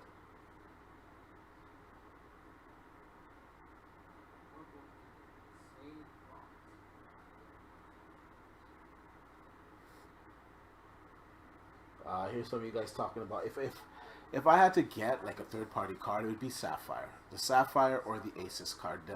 The Asus card is a lot of money though. The liquid cooled one looks like a dream, but it looks like it'll perform like a dream, but the premium on that card is just crazy. The premium on a lot of these AIB cards is really high. But if I had to get one, it'd be the Sapphire. They have some pretty affordable ones. The Sapphire is the card to get. They're like the EVGA of AMD, so Sapphire is really good.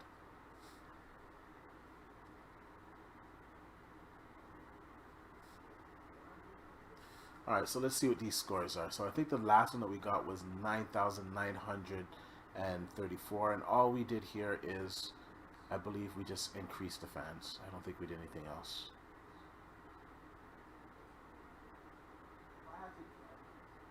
So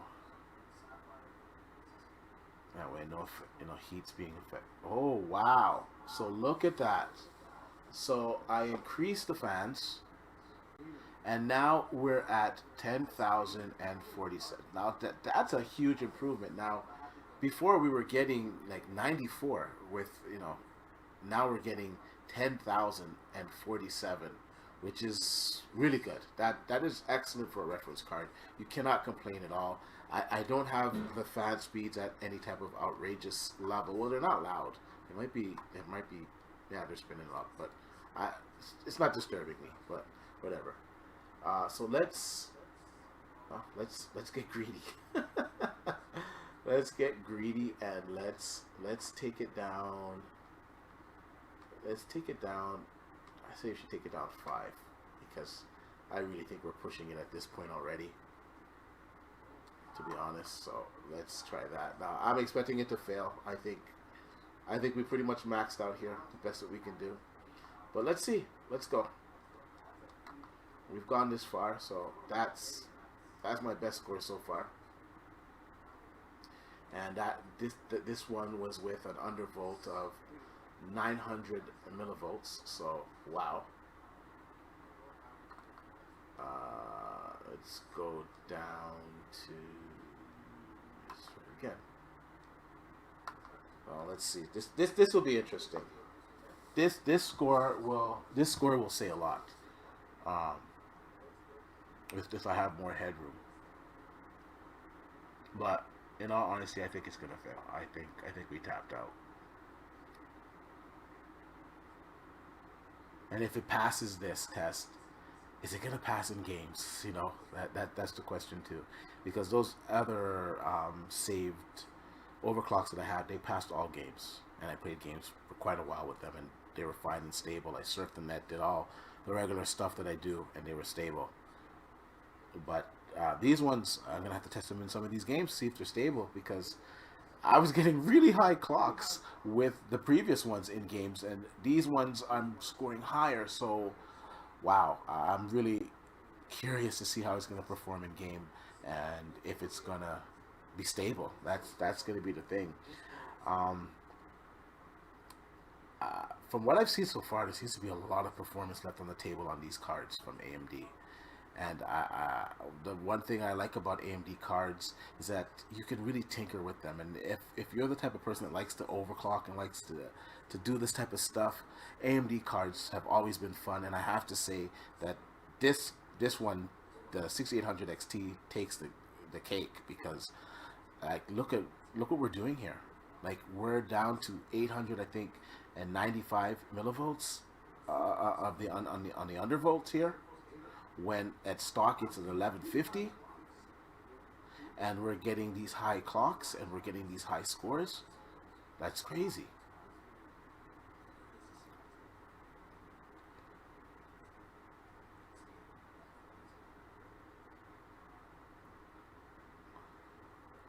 All these clocks are going. Yeah, I think we might have. I think we might have tapped out a little bit. They seem a little slightly higher, but I think we're kind of tapping out here. I think maybe we might get 50 points higher. Maybe. Let's see. Yeah, I'm going to read the chat. Sorry, guys.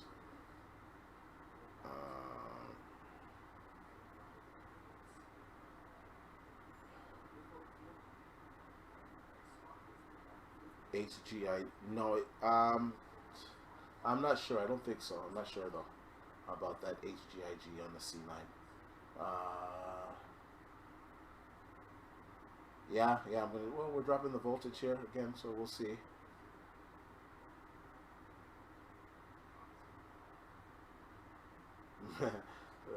Max the fans and undervolt. Okay. Yeah, I'll max the fans and undervolt it. Well, once we get our most stable undervolts, I'll max the fans, and then we'll see what kind of score we get. I guess that would be fair to like an open bench test. I guess. I guess we could relate it. All right, so let's see what score we get here. So we undervolted it 5 more millivolts. Let's see what we're getting.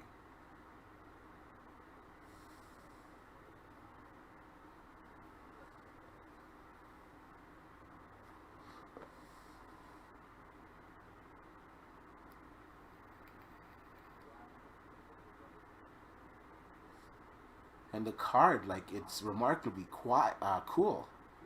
Now the fans, even at this speed, of course I can hear them, but it's not like this obnoxious blower that I'm so accustomed to with AMD cards. Like the Radeon 7 was a great card. I enjoyed it. It was good for what it was. But when you put the fans up on that card, it was loud and it was atrocious. Like it was offensive how loud that card was. And and don't even let me. Wow. So okay. So we regressed here. So we got a less score. I think we got a less score, right? Or did we get a better score? What was the score last time? I forget what someone in the chat tell me what the score was last time. Did we regress or did we go up? I'm not sure. Yes, this is a reference model.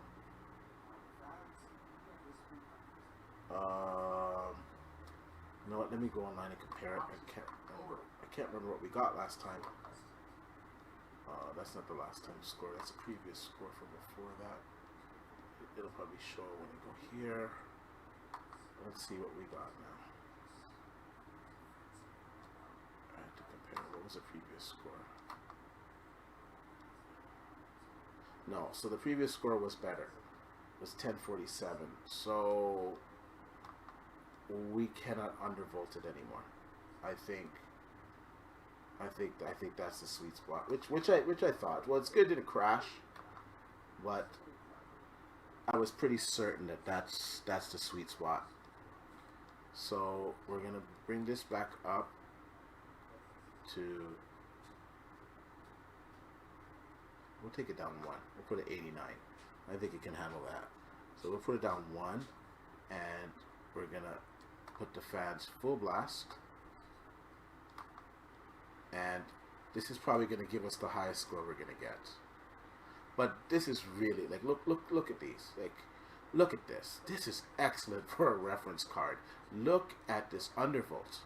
Just look at it. Look at our frequencies. And they're holding it. It's not dropping, it's holding the frequencies. And wait till I show you that in games, how it translates in games. Like, cannot complain about that. So let's see if this one works. And this is going to be our last test on this, and this is probably the best that we're going to get out of this sample. And I think it's great. I think it's a great score for a reference card and for an undervolt. That is just incredible. You guys let me know what you think in the comments. I'm reading them right now. So let me know what you think about these overclocks.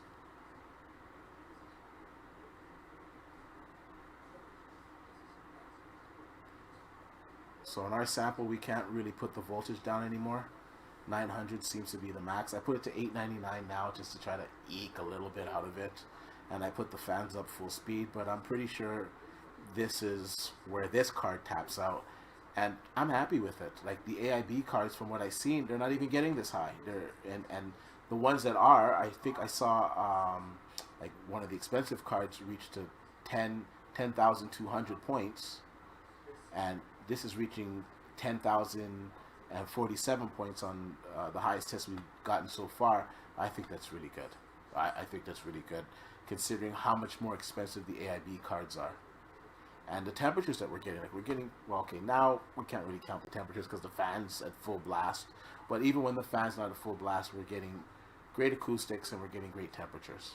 But now we got a full blast just to see the max that we can achieve from this card.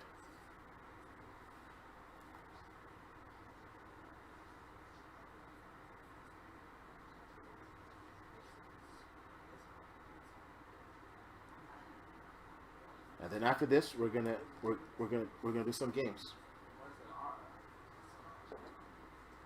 I gotta plug this phone in because it looks like it wants to die. Uh-oh.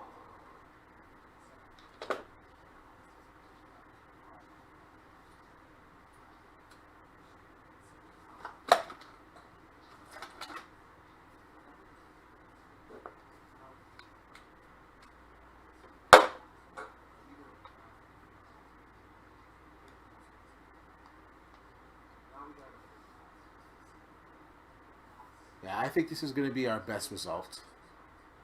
There's nowhere else we can go.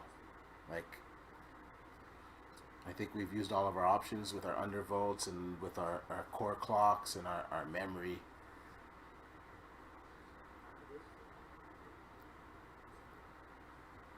I think these are the best results that we're going to get.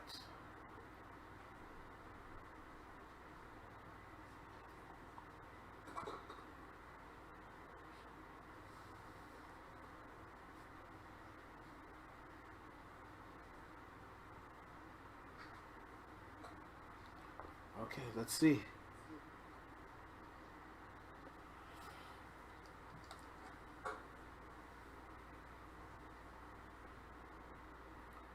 Johanders, yes, this is a reference model. This is the one from AMD, directly from AMD. So I got this on launch day. I was fortunate enough to get it. It was hard to get that day, man. I'm sure there was a lot of bots fighting for the card, but I prevailed.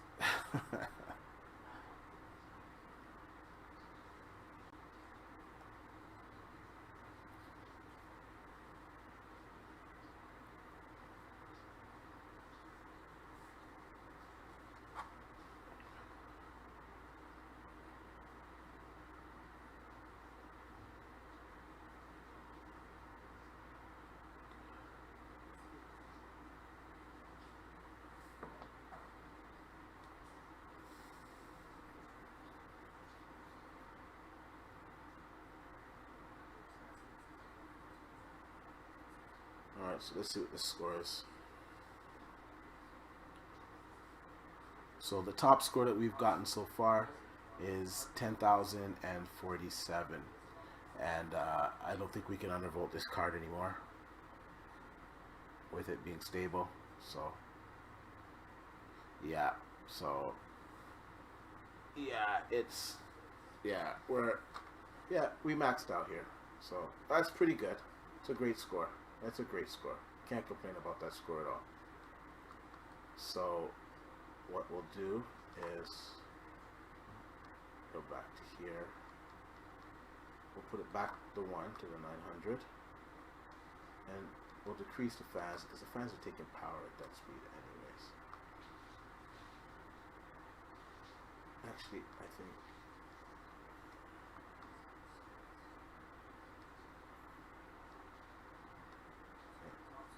let's go down.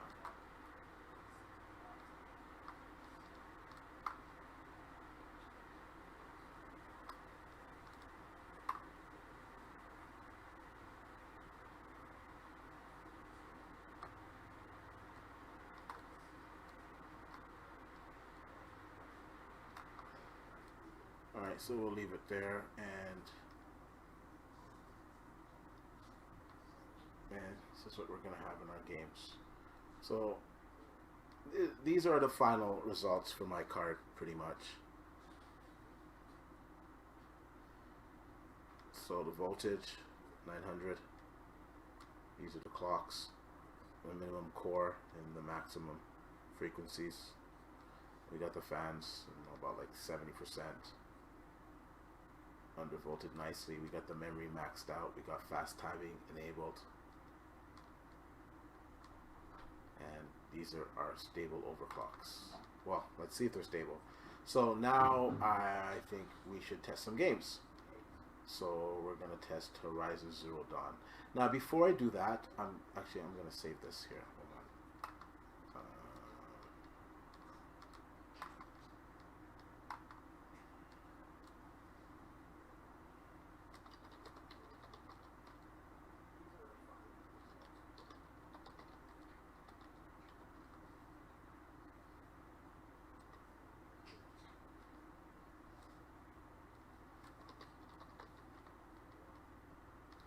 Okay, so we'll save that there just in case.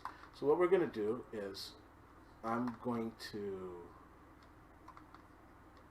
reset the computer here, because like I said earlier in the stream, for some reason 3D Mark doesn't like it when I have my CPU at 4.7 on all the cores and run its tests. Just doesn't like it, but it's stable on my system with every single game. So what we're going to do is we're going to reboot, and I'm going to go into the BIOS, and I'm going to go back into my 4.7 overclock on the all the CPU cores. So yeah, just bear with me.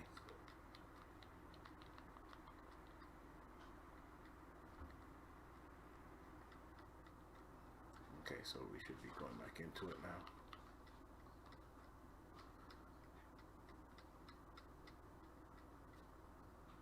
Alright.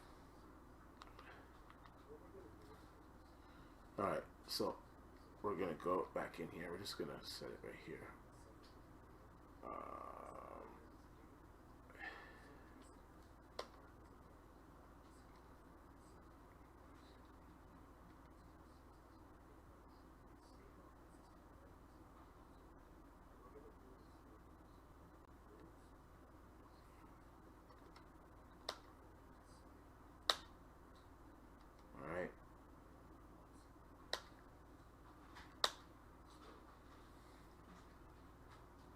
So we're going back into it now.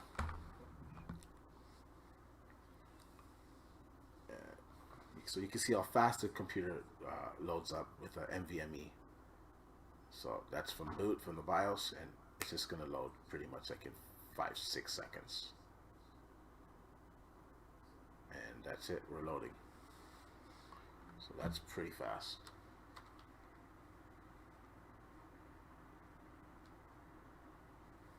That's pretty fast.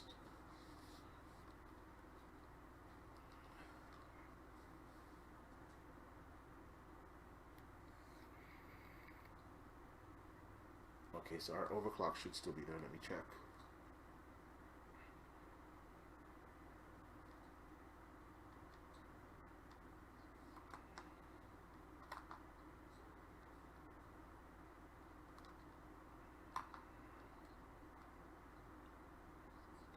Okay, so good. Our clocks are still there, still applied.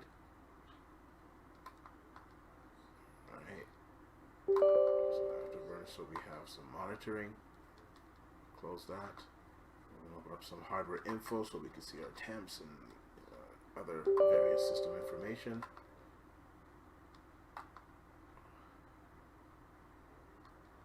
Okay, close.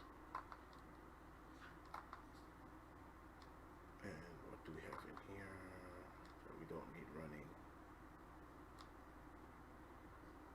I guess we'll just keep everything, whatever.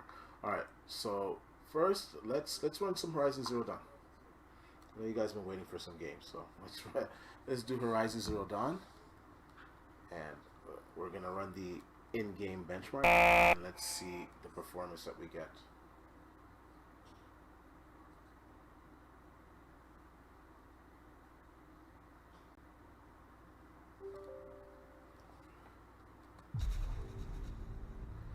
Okay, so let's run it.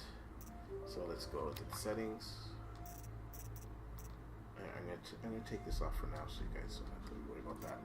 So display, we're running at 4K resolution. Borderless. Everything is 120 hertz. The screen's 120 hertz, but unfortunately my capture card will only capture 4K 60, but it's really running at 4K 120. Alright, so that's a display. The graphics, we're at ultra. So everything is ultra. Alright, so now let's run the benchmark.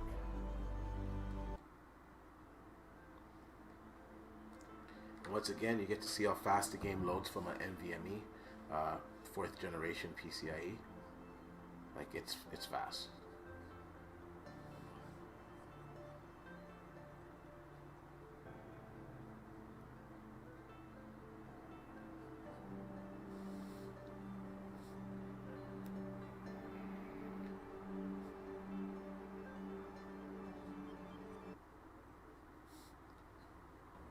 Okay, so here, let's see the in-game clocks. This is the part that's really trippy. Look at those clocks. They're 27, 2750, 2760, 2750 in-game, and it's like it stays there.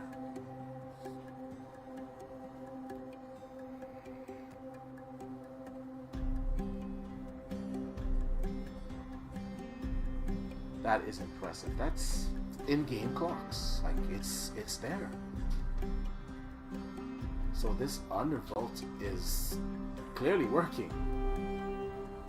And the games are stable. I'm gonna assume it's gonna be stable with this one as well, because my other overclocks it was stable with. And seeing how this is the best overclock we've been able to achieve with an undervolt, I'm gonna assume that it's stable too, but I guess time will tell. But look at the clocks.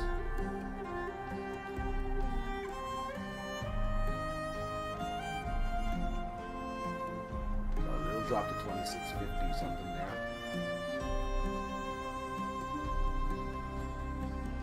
Back to 27.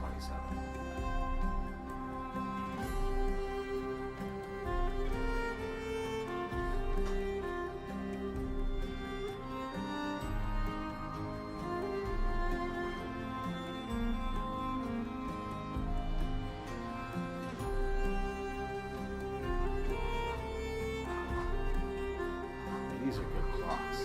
Now I'm noticing it drop a little bit to 26 something. I do believe in my previous overclock it stayed 27 the whole time. We'll see at the end of the test. I think my other ones were like 82, 83 was the frame rates on average. So I guess we'll see.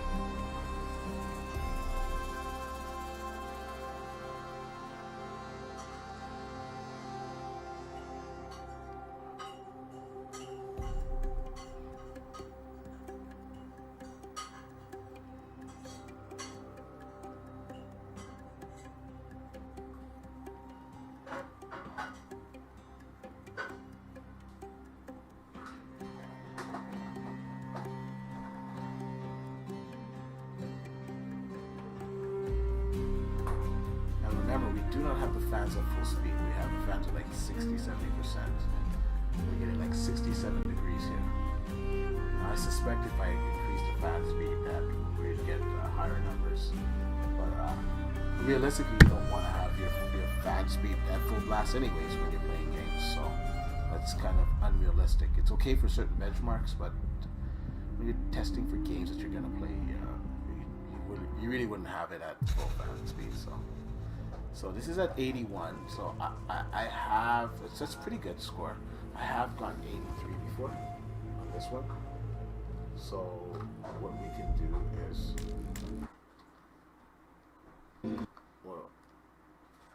we'll go into here and we'll increase the fan speed.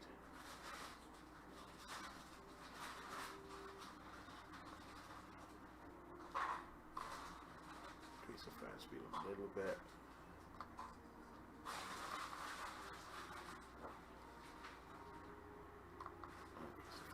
Let's see if we get a little bit better score there. Might not matter at this point, to be honest. Alright, let's try it one more time.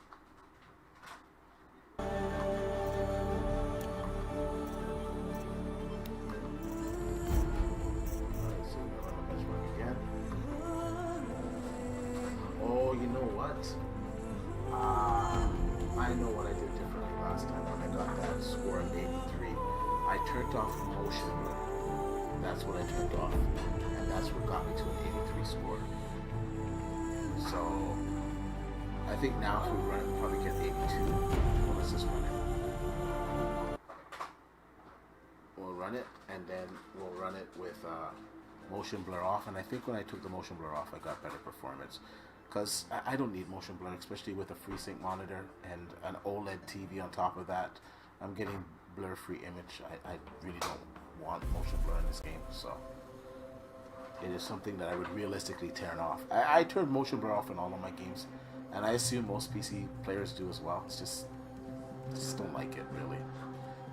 Like for consoles, it makes sense because you're getting lower frame rates, and it kind of helps with that. But when I'm getting such high frame rates like this, I don't want motion blur.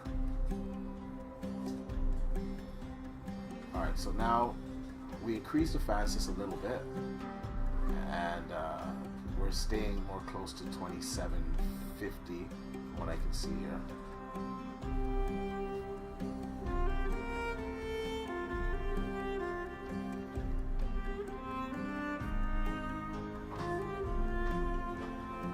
So I would say the undervolts is stable because these are good because I think we can check it afterwards after we do this test, but I'm pretty sure that an RTX 3090 is like around the same levels as what I'm getting right now, or maybe 2 frames more.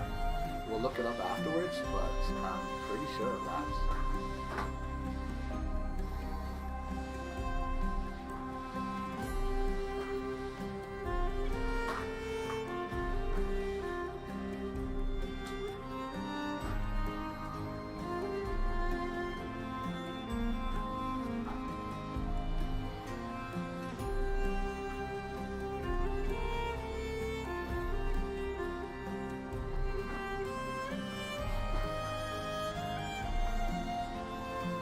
Man, there's a lot of chapter that I missed. I guess it was frozen on my end. I didn't see all of them. Sorry, guys.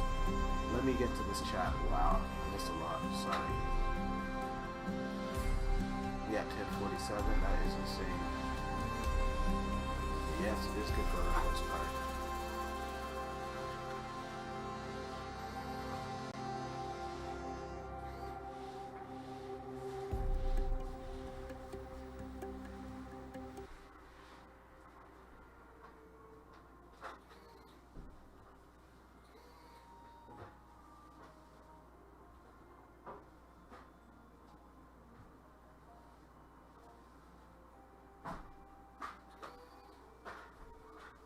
In-game sound is a bit too loud. Oh, okay, I'll turn it down, guys. Whoa. Guys, I think we got our first crash. Yep, I think we got our first crash.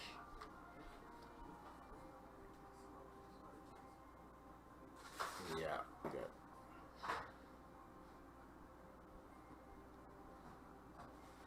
Yep, I think we got our first crash.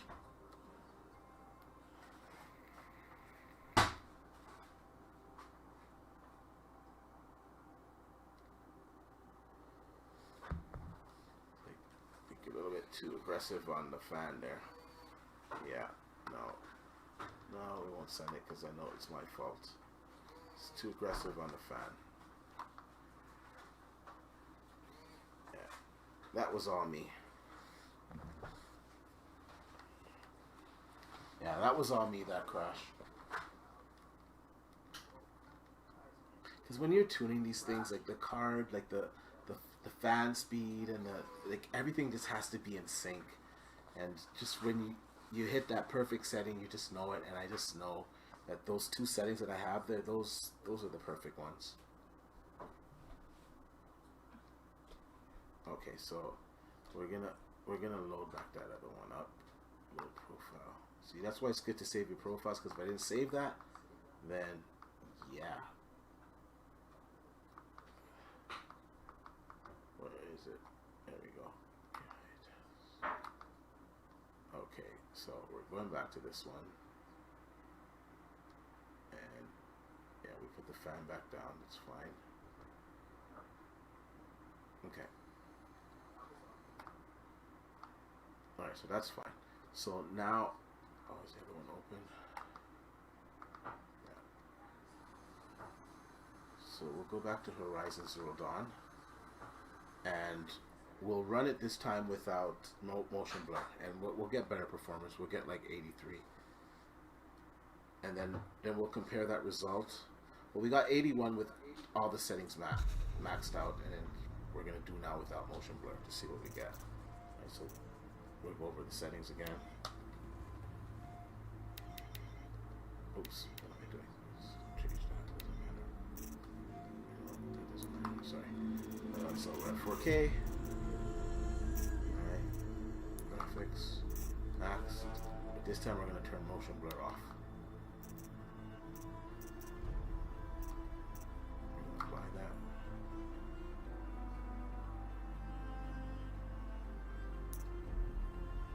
Alright. Now we'll run the benchmark. And we're going to get a better result with this for sure.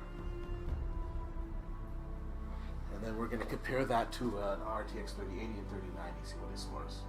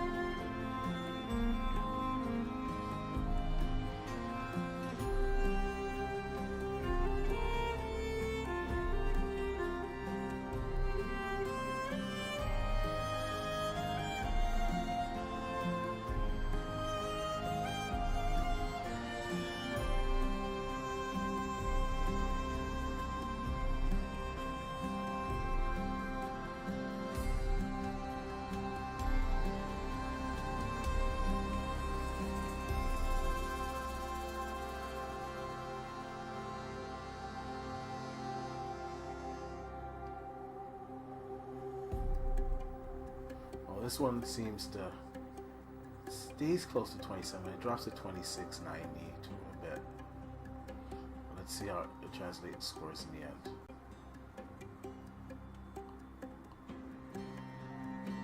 That's why you gotta do multiple runs, and you gotta kind of do your average out of all the runs, because every run's gonna be a little bit different.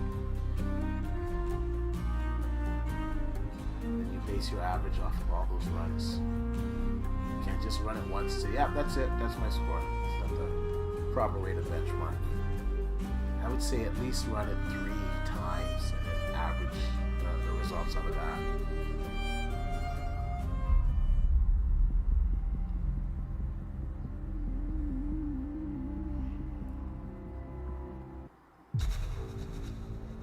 So we got the same score here with motion blur turned off. Okay, so let's get out of this.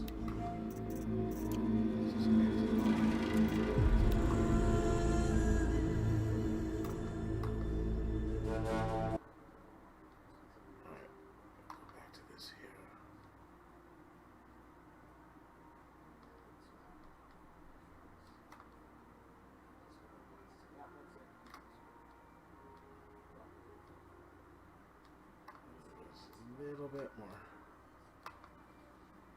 Alright. So I think that's good. So 81. So let's see what is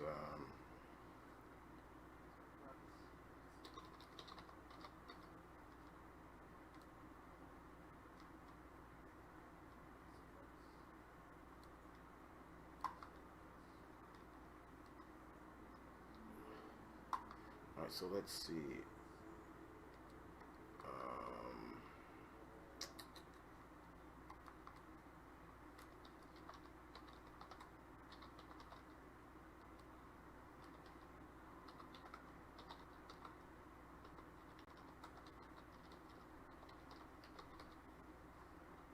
Okay, so let's see what the benchmarks are for this. Let's just jump to this one. Alright, so we'll go down 3090 at 4K. So which one is 4K on that chart? Light pink. Okay, so 3090, it's getting 82 frames. A 3080 is getting 75. So that's a good result. That's like around 3090 levels right there.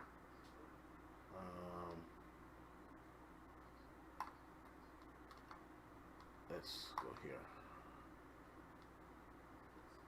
Let's see if these guys have some benchmarks. Getting a lot of ads. Oh boy. Let's see. Here, okay, here we go. Ryzen 0 Dawn.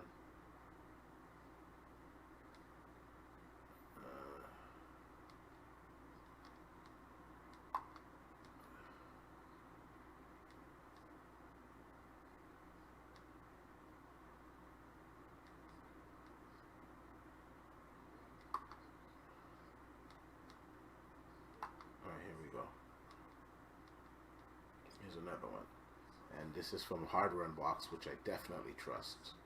So let's see what their scores are for that game. 3090. Oh, it's just Stranding here. Zero Dawn. Okay, so Zero Dawn, we got 3090.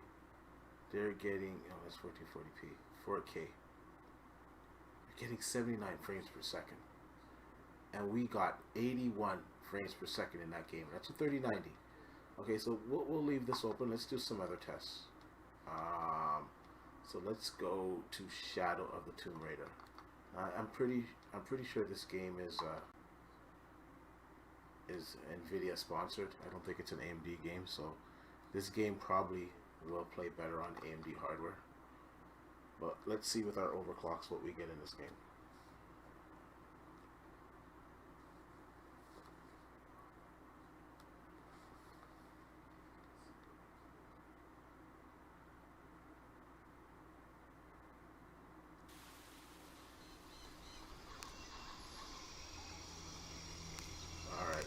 So we're gonna run two tests here. We're gonna run, because this game also has ray tracing, so we're gonna run it with ray tracing, and well, we're gonna run it without ray tracing and then with ray tracing. So let's go here, display. Okay, so let me turn off this distractor.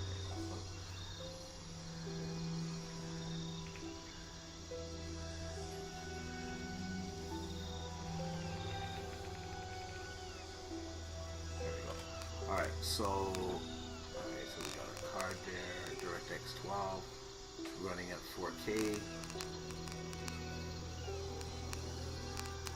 VSync off, it's running at 120 like I said, graphics, we got everything high, so ray tracing, we're going to turn this off, and everything's at ultra, everything is ultra, maxed out. Motion blur, I should take it off, but just for the benchmark, we'll just leave it on. Volumetric lighting, everything is maxed. Okay, so everything's maxed out here. So let's run this game.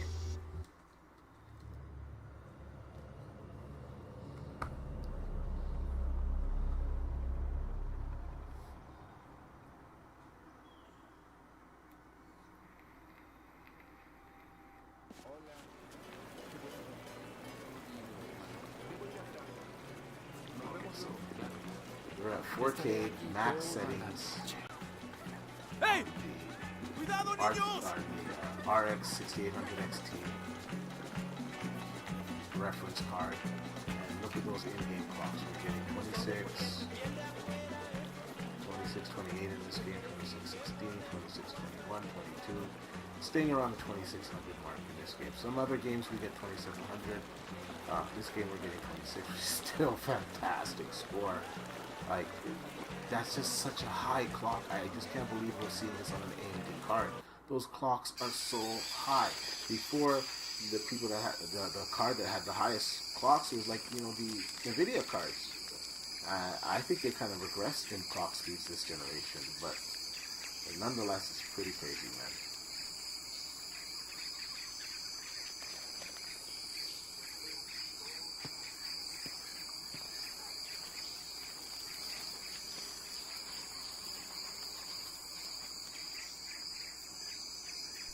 Like, look at those frames. We're getting 90 frames right now at 4K resolution, maxed settings. That is incredible on an AMD card. Like, that's just incredible. Like, for years, AMD's been a laughing stock in the high end. You know, I had a Radeon 7. Everyone was laughing at my Radeon 7. It was good for what I needed it for, especially for content creation. It was fantastic, and that card could really mine as well. If you were into mining Ethereum, that card was a beast. So I got my money's worth out of the card, but after a while, yeah, it started to lag behind in the games. And it's good to finally see AMD come back and competing in the top end. This card is incredible. I hope you guys can find it. AMD's saying, like, in the next few weeks we'll be able to get these cards a lot more readily. So I'm hoping that turns out to be the case. But these cards are good. These cards are good. The only shortcoming I can say on these cards is the ray tracing performance. It's like around 2080 Ti. You know, with the overclock, obviously it's going to be better than that, but it's not as good as Ampere's ray tracing. And they don't have a solution to NVIDIA's DLSS yet. Now they said they're working on something. So once that comes out, I guess we're going to have a better idea how it will perform with ray tracing. But that's the advantage that the RTX cards have. DLSS, it's amazing. I can't say a bad thing about it. I didn't like it before, but they've made improvements to it where it looks pretty much the same as the native resolution. And you're getting high frame rates now with ray tracing, and that's a pretty big deal. So for like ray tracing, the AMD card, the NVIDIA cards are fantastic. The RTX 3080 is a great card. Now, if you don't care about ray tracing, man, this card is look at the numbers here. Look at the numbers. We're getting 87 frames per second on average on this game here. Alright, on Shadow of the Tomb Raider. Now let's go in and let's see what the score is for, let's see, I don't know if they did it in this test. Let's see what it is on the competition. Ryzen. it one of their games? I don't know if it's one of their games.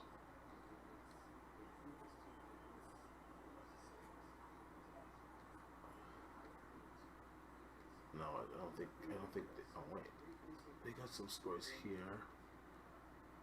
Actually, yeah, it is one of their games. Hold on. Did I miss it, guys? Sorry, just bear with me here. Death Stranding. Okay, you know what? Let's just. I don't see their score there.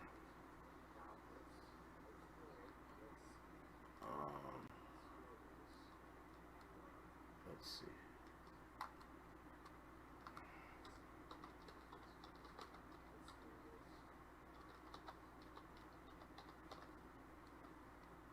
Okay, I think we're good here. No.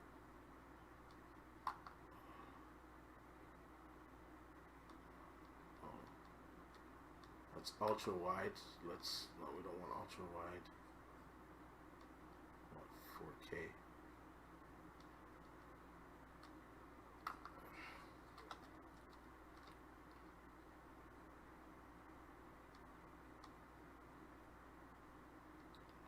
Where are we?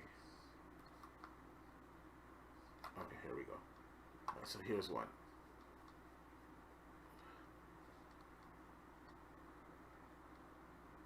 Oh, these holy ads, jeez. Get out of here. Oh, I hate pages like this. Just full of ads. Alright, let's get to it. What is this? Okay, Shadow of the Tomb Raider. High ultra quality at 87 frames per second, and I believe this is a 3090, right? Yeah, 3090 paired with an i9 10900K, alright? And at max settings, ultra, it's getting 87.1 frames per second at 4K. And what did we get here? 87. You see that? We got 87 frames per second right here. So that is tying in RTX 3090 that costs 3 times the price, or double the price, whatever. It's a lot more expensive. That's really good. That's really good. That's a really good score. Now let's see the ray tracing performance. Now ray tracing, you know it's going to dip off for ray tracing. It's not going to be as good. We're going to put it at ultra. I think a more realistic setting for this game would be medium, maybe. But we're going to just do it for the benchmark, so we're going to run it as ultra.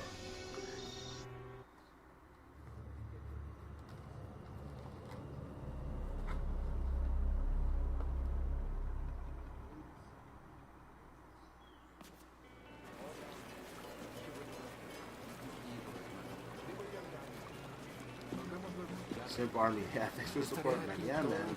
I should probably do some more overclocking on the channel. I love doing overclock. But I got here from hours and hours of testing, though. It wasn't as simple as just coming on tonight. I put a couple of days in to get the right overclocks. CP, what's up,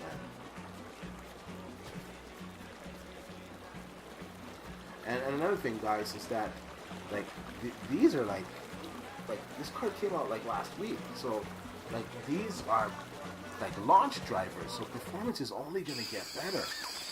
So, man, I'm really excited to see what these cards are gonna bring with a lot of the games. Like, how's it gonna perform with Cyberpunk? Like, we know ray tracing, I don't think is gonna be available on AMD for that game, but for the normal rasterization of that game, I think it's gonna run it well. So look here, we're getting like 36, 37. This is max ray tracing though, so whatever. I like, it's nice, but I want the frame rates. It's nice, you know, to do a benchmark or to do a level with it, to play around with it. But I want high frame rates. This is not playable for me. You know, this is like 36 frames, 37, 38. That's not playable.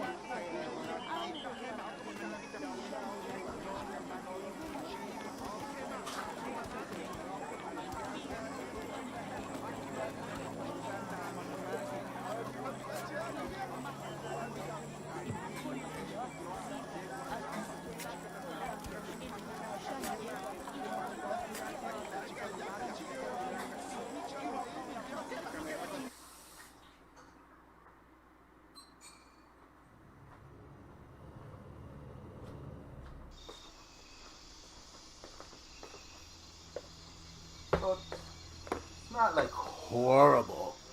On average, 49 frames per second. Um, I don't know how that compares to the 3080, but I'm gonna probably think it doesn't compare well. But let's see.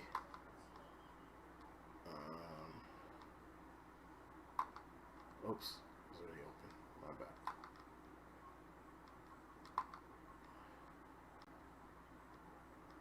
Oh, does it have ray tracing? Oh, it does. Okay. So at 4K with ray tracing. Where's ray tracing? Change quality. No.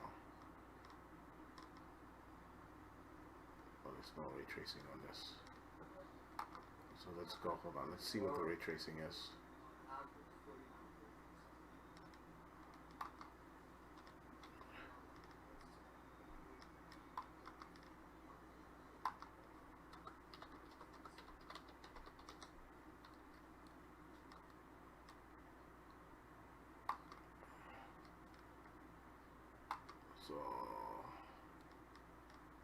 So let's see.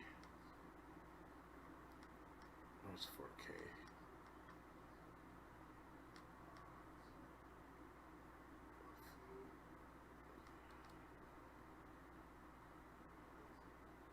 So I guess it gets like 55 frames with ray tracing.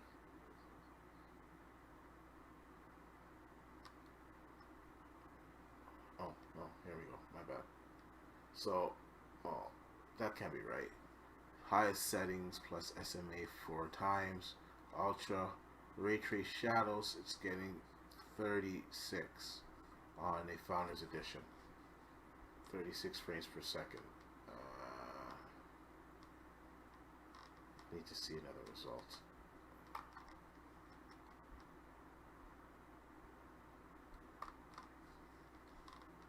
Let's see this one. Okay, so here we go. 3080 ray tracing on. Where's ray tracing on?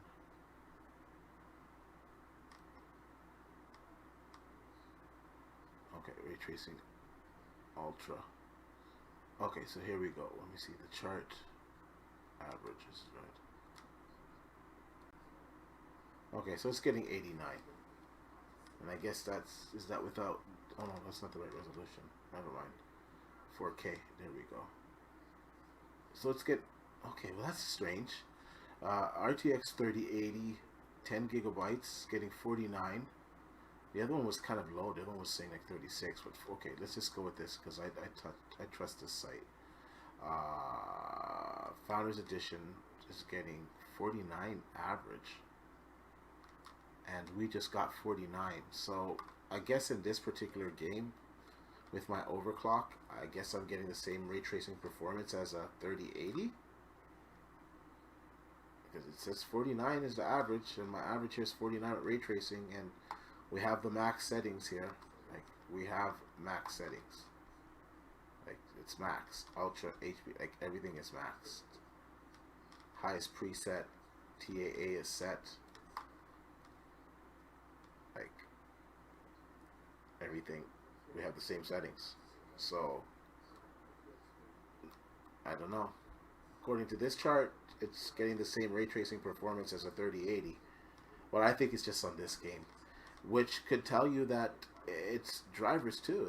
If developers implement their drivers for each card, perhaps. Oh, that's control. Never mind. Okay, let's see. Ray tracing. So let's see if they did Shadow of the Tomb Raider over here.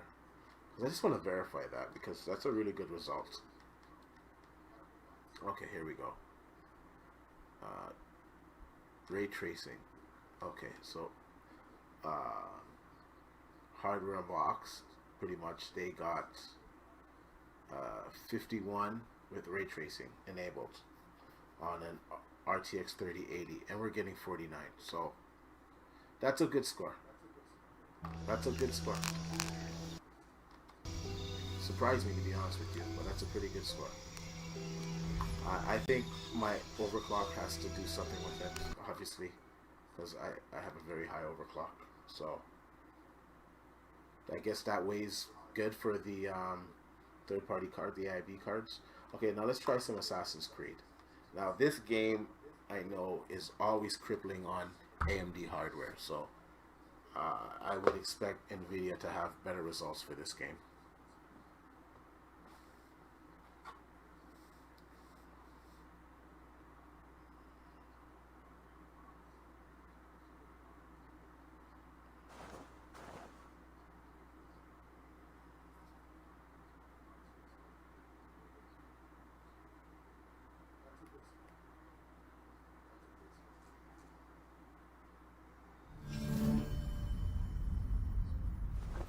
Yeah, I have Habakan. I have a 2070 Super in one of my rigs, and in fact in the streaming rig.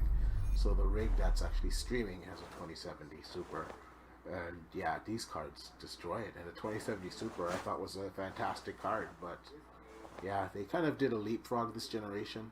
I think next generation we're just gonna see more mature stuff, but I think the big leap was like this. I am impressed with the 3080 as well. That's a fantastic card. Okay, so alright, so we're gonna do Assassin's Creed right now. We're gonna do a benchmark on this. So let's go to the settings and we'll get rid of this thing so you guys can see.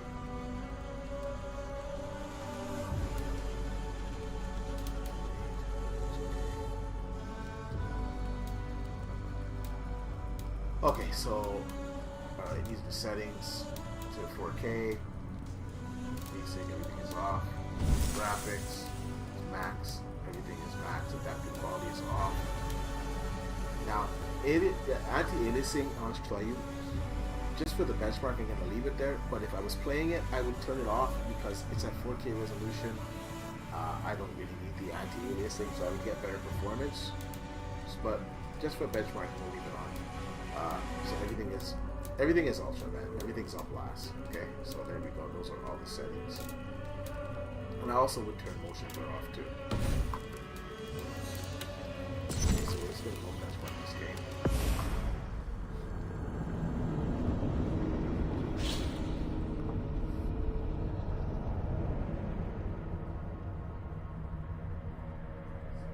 Yeah, man. This is what's not joking with these cards. They really are good. Now I'm really interested to see how stable this is going to be, because traditionally this game is just awful on AMD. It might perform good here, but I'm pretty sure the 3080 is going to have a better result for this game.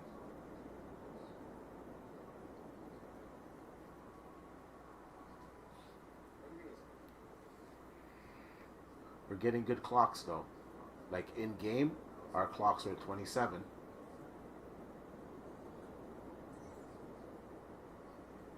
Like our clocks are 27, 46, 6, like our clocks are good. So it's our undervolt is stable. Like this is in game. We're not getting crashes, we're getting good frames.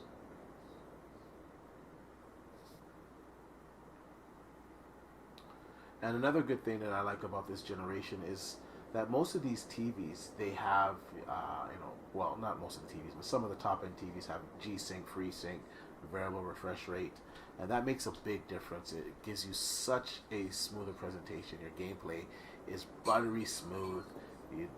You're not getting any type of screen tearing. It's I highly recommend anybody get an OLED TV or a TV that has FreeSync G-Sync on it. It makes a big difference when you're playing your games. Okay, so we got 64 frames per second. We're running this at 4K resolution. We didn't use any type of adaptive resolution, so it's running native 4K. Anti-aliasing is at high, and like I said, at 4K, I wouldn't run it at high, so I could get more frames right there. Ultra preset, field of view 100% when it was running the test. Adaptive quality, you can see 0. 64 frames per second. Our clocks were staying at 2700 megahertz. So our overclock is working, our undervolt is working. It is stable. This is stable in games. I'm running my CPU, which is a 5900X, at 4.7 gigahertz. It is stable. This is fantastic. This is a fantastic experience right here. So let's compare this to NVIDIA once again. So we can go back here. We're going to open this back up. So let's go to their benchmarks here. What games did they test? They must have tested.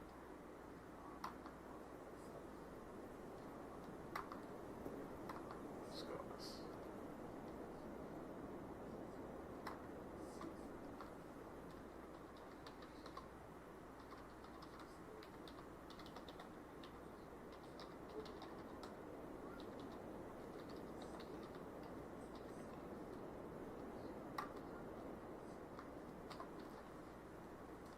Spelled it wrong.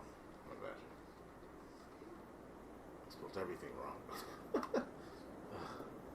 Alright, so let's see the benchmarks of this. Oh, let's just go to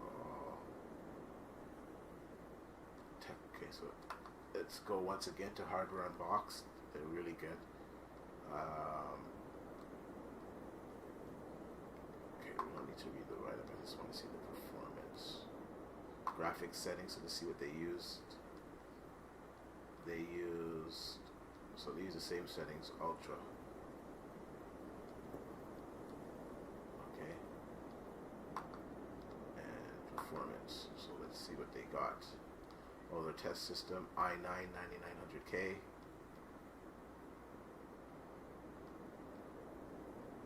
Okay.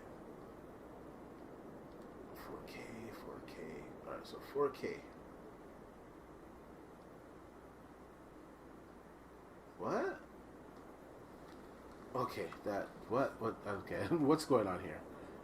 At 4K Ultra DX12, oh, custom bench scene. Okay, so they use a custom bench scene. They're not using the benchmark tool. So their score might be a little bit different than mine. So let's just go here where they use the benchmark tool.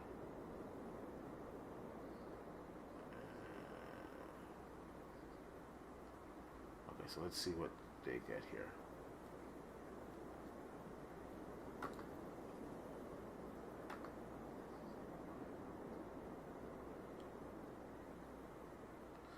So 51 frames per second they're getting on average, and the 3090 is getting 60 frames per second, and right here we're getting 64 frames per second from this benchmark,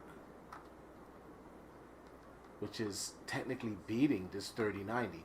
Well, I want to see some more results. Let's go to somewhere else. Let's see what else has some results.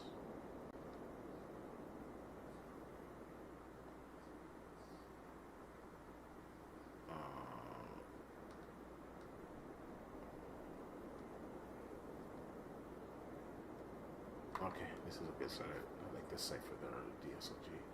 So I like them for their. Okay.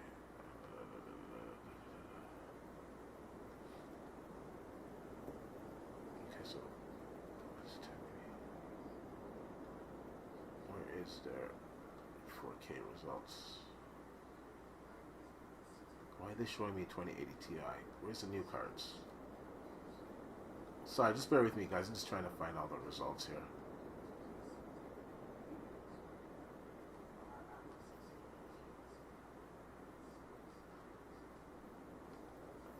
I don't know why they're showing 2080 Ti, because who cares?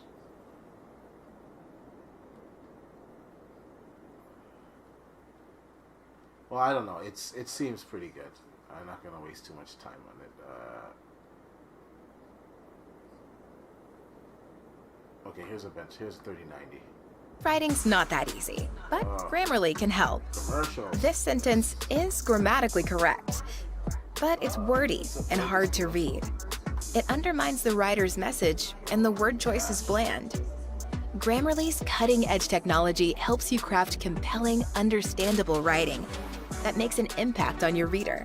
Okay, here we go.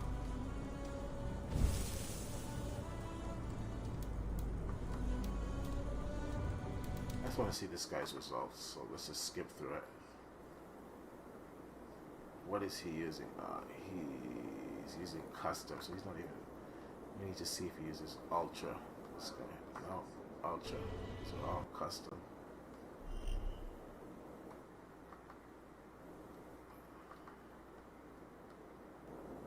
Writing's not that easy.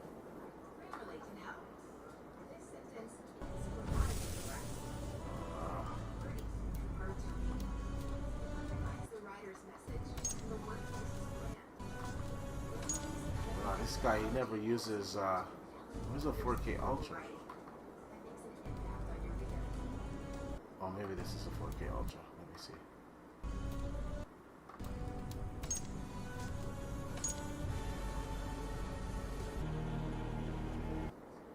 Okay, I don't know. He changed some of his settings. Oh, he's clearly got lower settings because he made some changes. So let's just see what his score is.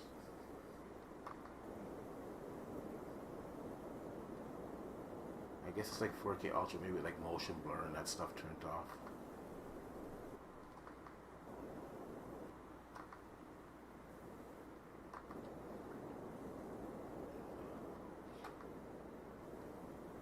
Okay, let's see, get to the end.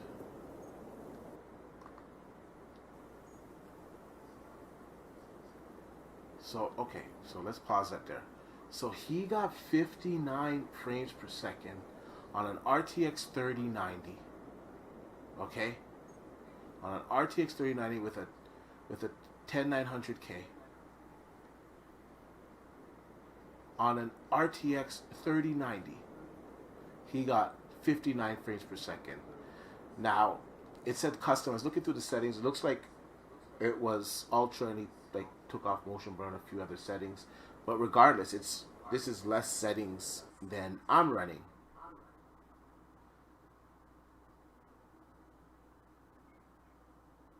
I don't know what happened there. We just got like an issue there. Oh, I got a little mini crash. Sorry, because I left the game running open. Sorry, but yeah. So he got 59 frames per second there on a 3090.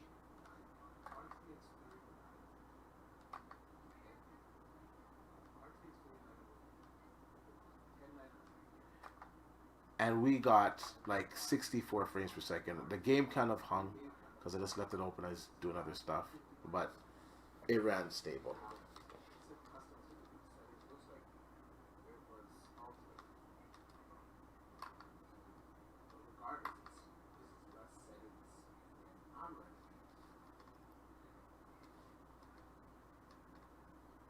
Oh, what's going on here?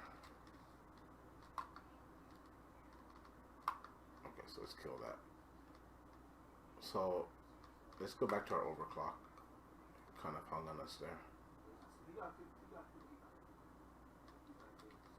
I'm gonna reboot. I think I had too many things running there, and with the stream.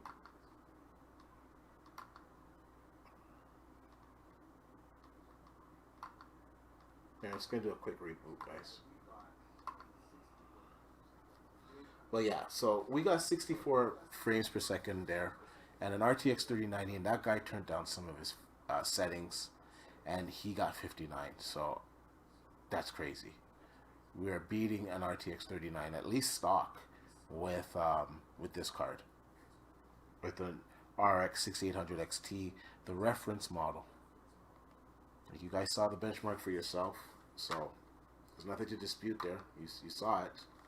And I looked at a few. I looked at more than one result from the RTX 3080 and 3090, and they were both below it. So that's pretty crazy. I'm going to answer some questions here in the chat as the computer reboots.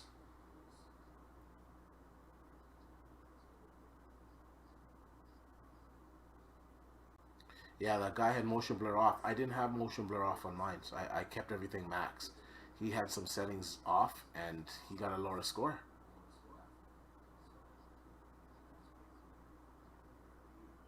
The Simp Army, man. Thanks, man. Thanks for the support, man. Yeah, man. Take it easy. Have a good night, buddy. Thanks for the support, man.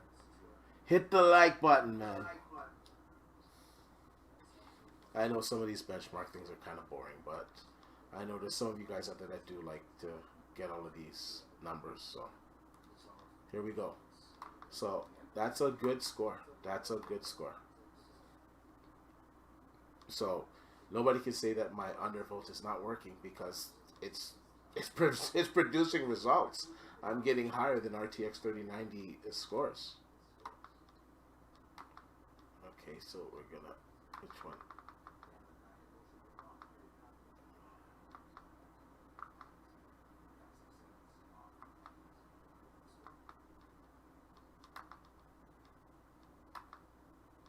Okay, so this one is good. Just take up the fan a little bit. Hit the like button.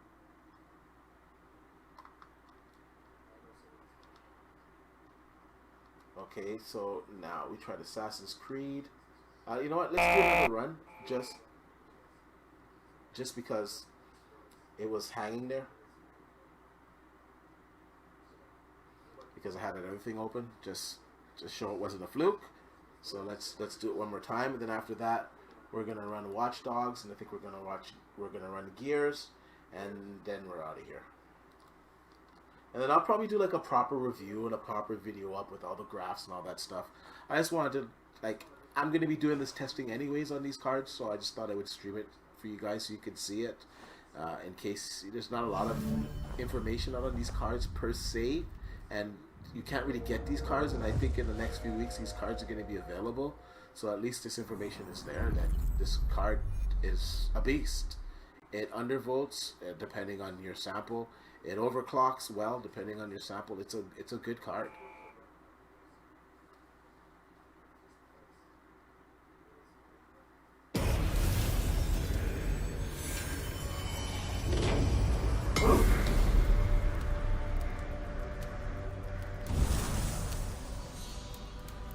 Okay, so we know the settings, but we'll just go through it one more time so you guys can see.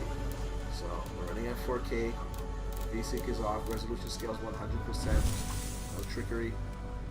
Graphics setting is ultra high. Adaptive quality off. Everything is on max. Everything is on max. Everything is on max.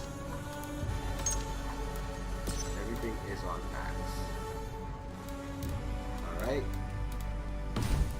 So we're gonna run the benchmark one more time. For reference, the RTX 3090 was on one review. I saw it got 50, not one benchmark. Right now that we just looked at, it got 59, and that gentleman, he didn't even have all the settings all the way. He turned motion blur and some other stuff down. The other reviewers this seems to be consistently beating a 3090. So we're getting a good result here. This is just the 6800 XT. Just imagine the 6900 XT, which we're hearing can reach 3,000 megahertz. That's just crazy.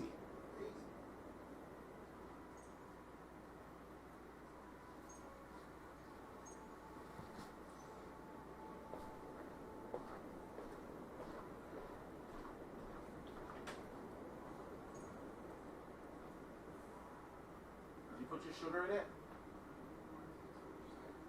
Huh? Where is it? The tea.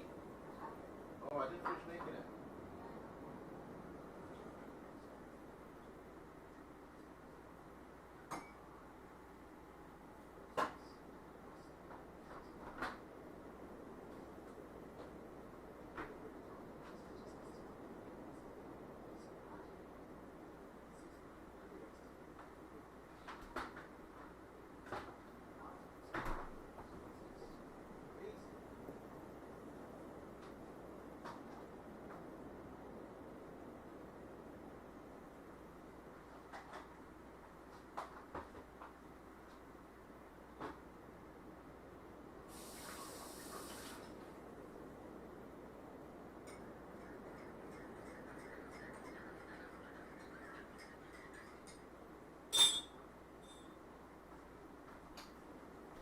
Sorry guys, went to grab a tea. So wow, look at that. We got an even higher score this time. We got 65. Our 1% lows are 50 FPS. Our 0.1% lows are 42. So it's a smooth experience, man. 65. So the previous test we got 64. This test we got 65. So I'm pretty sure it's valid. And once again, we're at 900 millivolts on the undervolts, and our overclock we're getting like between like 2650 to 2750, and most games were over 2700 megahertz. So this is an incredible result, and in comparison, the RTX 3090 is not. It's getting on average like 59 in one game. In one test that I saw, and some other reviews, it's lower than the 65. So we're getting good results, man. All right, so we're done with this now. I will capture some gameplay footage so you guys see how the game looks in motion. Maybe before we leave, a little bit of Assassin's Creed. But today was mostly doing benchmarks.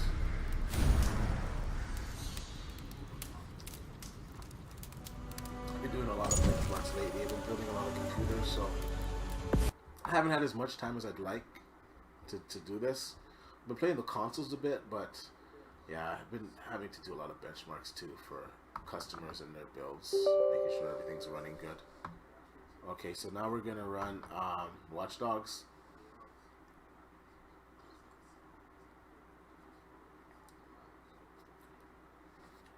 It's still got to install some stuff. This is a new build, so everything is not completely installed on this computer yet. I haven't run this game on this system yet.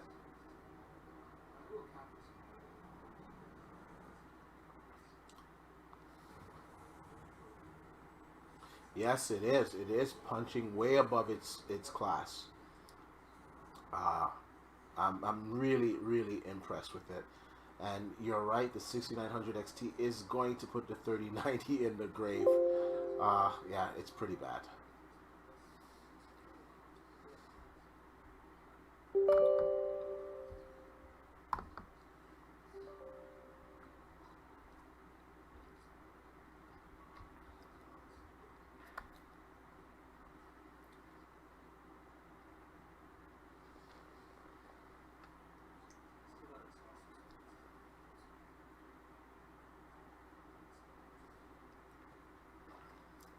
Now, I'm pretty sure from what I remember on this game with my RTX 3080, I think it gets about 60 FPS, or just a little under 60 FPS on an RTX 3080. And I had an Asus, well, I have an Asus Strix overclocked 3080, so it's like pretty much the best card you can get. So it'll be interesting to see the performance of the 6800 XT. Once again, I think this is an NVIDIA sponsored title, so I'm not quite sure if it's gonna be the performance is gonna be good on this. Okay, so like I said, it's my first time playing on this one. Just confirm. All right, so we're gonna go to the options, and we'll go to video. Okay, so we're running 6800 XT, it's 4K. That's off, VSync is off, everything is okay.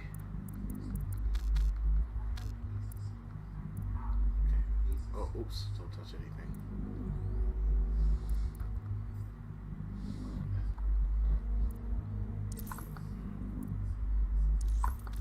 Oops. So quality, sorry. Alright, so DirectX 12, graphic quality, so we're going to wrap that up to, I don't know why it's at medium. Let me take that up to ultra. So everything is at ultra. Ray tracing is off. Bloom is on, everything is on. So we're running complete ultra settings here.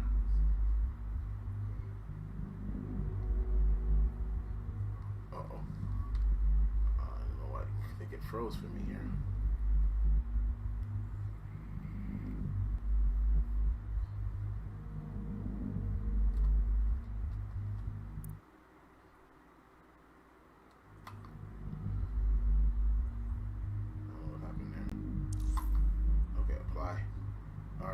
So now we're gonna run the benchmark.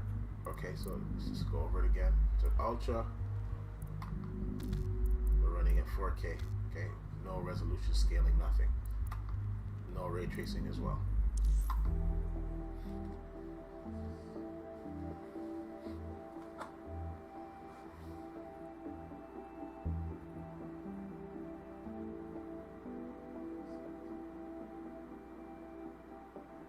Yeah, Joshua, the card is good, man. The card is good.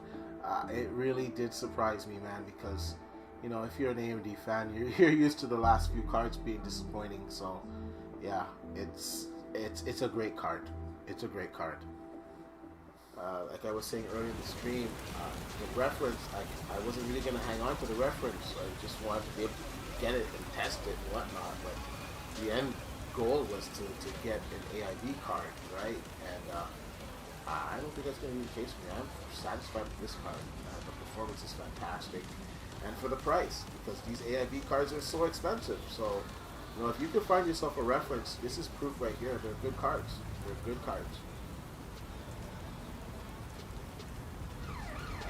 Oh, sorry, I took the graph on you guys. Sorry, I took it off. Oh, you can see it up there, guys.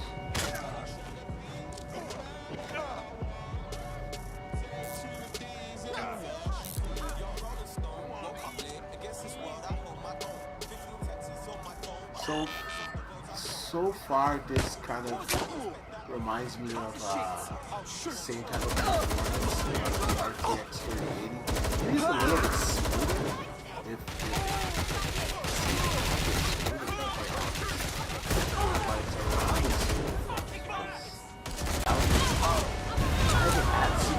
Just underneath the very similar results. I have the data off.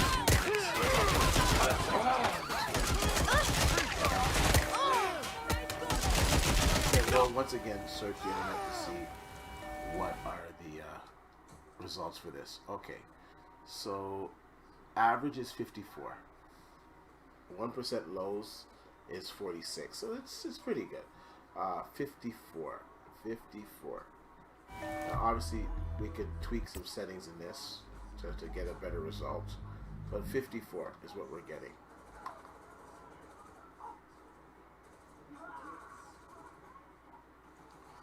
So let's see.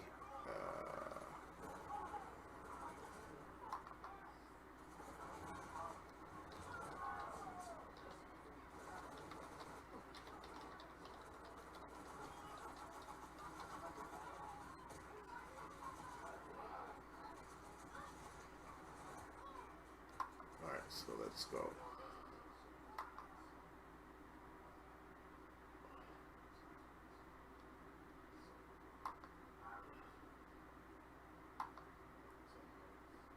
Okay, so what are we getting here? Very high. Ultra, okay. So, you know what? So it's not bad. It's not bad. So for this game, Ultra and RTX 3090 is getting 65. RTX 3080 is getting 56. In this game, I think we just got 54, if I'm correct. I think we got 54. I'm pretty sure we got 54. So it was 56. So let's do it one more time, because they were running Ultra for sure.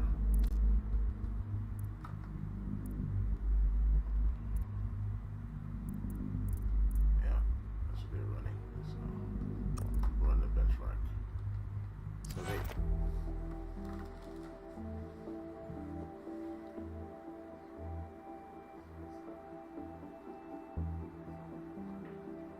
So like I said, I'm pretty sure this is a NVIDIA sponsored title, so we're to be doing so good. That's really good. Drivers will only make it better as well.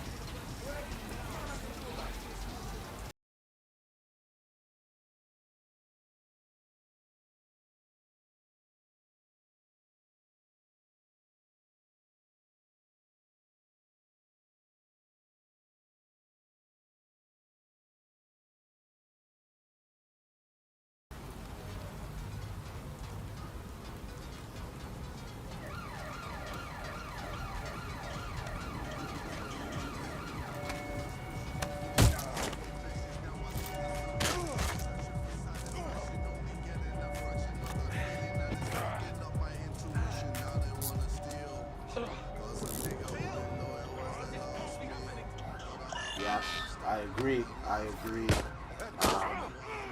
Maiden date 05. Price performance is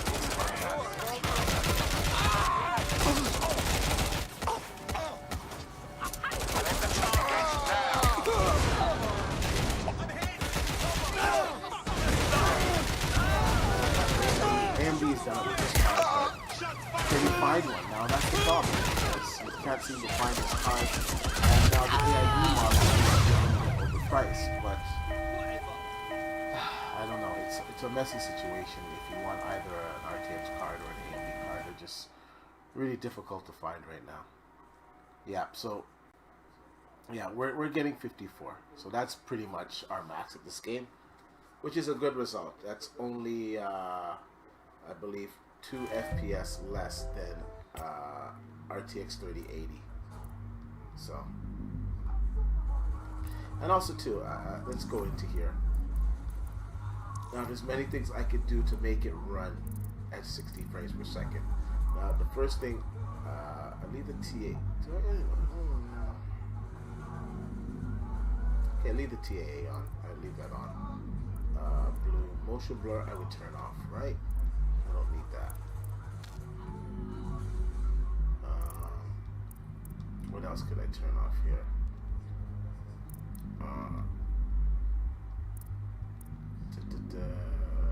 Reflections, we would leave everything else. Motion blur returned off. Blue.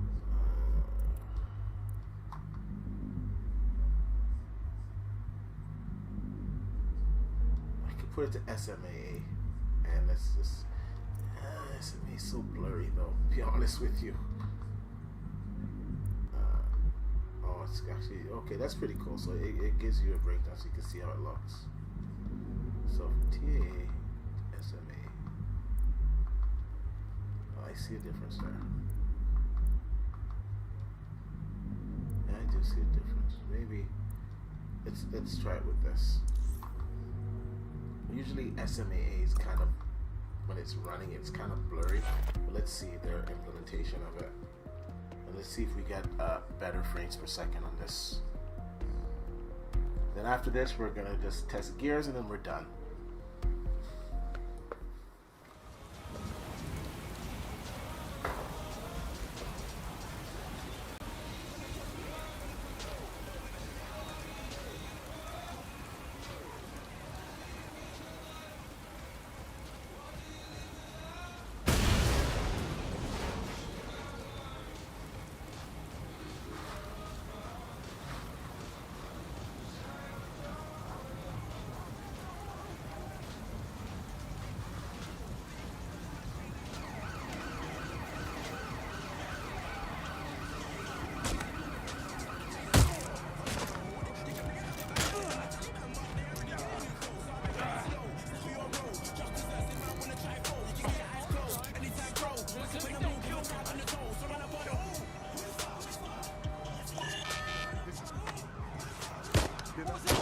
I'll shoot you, I will.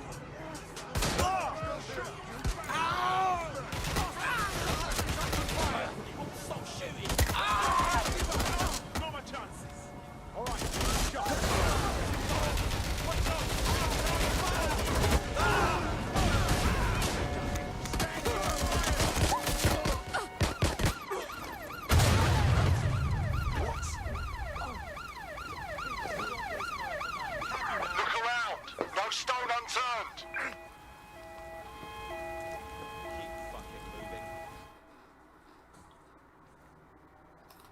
So there you go. By making those little adjustments, SMA instead of TAA, I'm getting 61 frames per second on average, and I turned off motion blur. So that's a pretty good compromise. So you got 60 frames per second on average. My 1% was 51, which is good.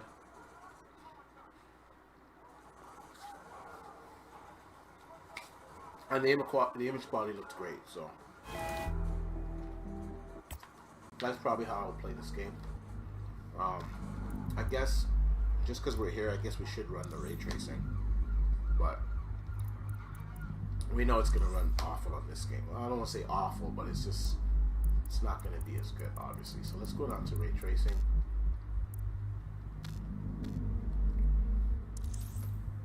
Oh, we can't turn on DLSS because it doesn't exist. So high, ultra, high. Oh, this is running ultra. It's, you know, it's gonna chunk. So, but let's see what it looks like on AMD hardware.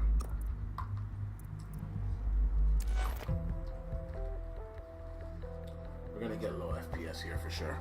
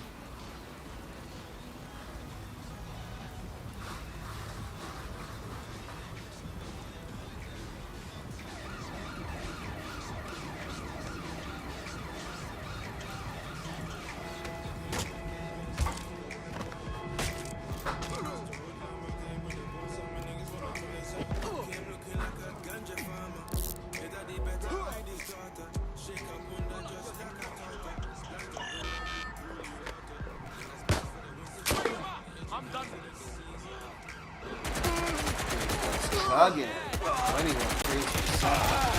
Awesome.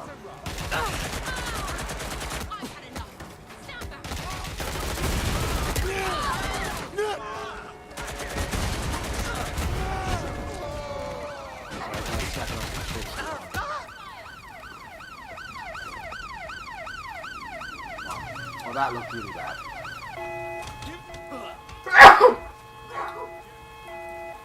Bless me, sorry.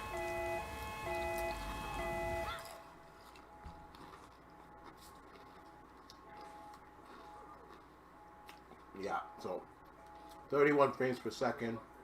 That's bad.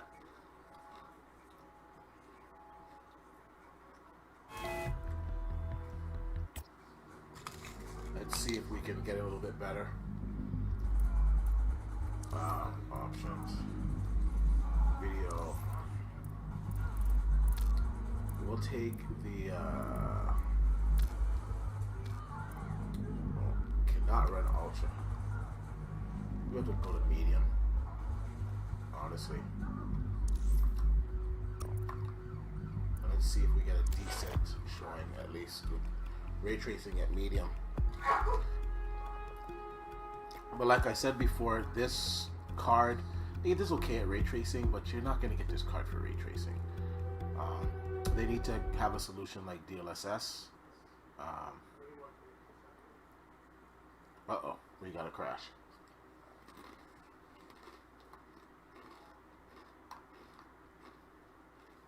Uh-oh, we got a crash.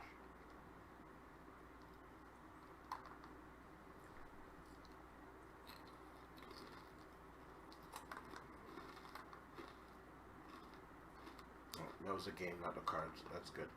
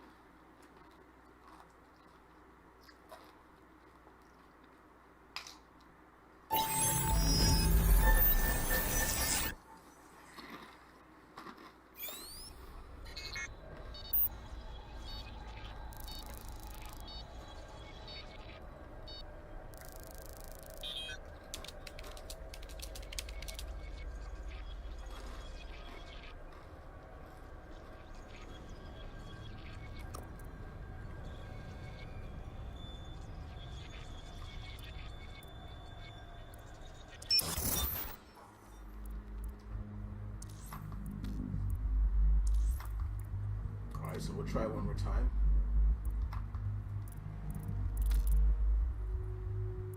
With medium.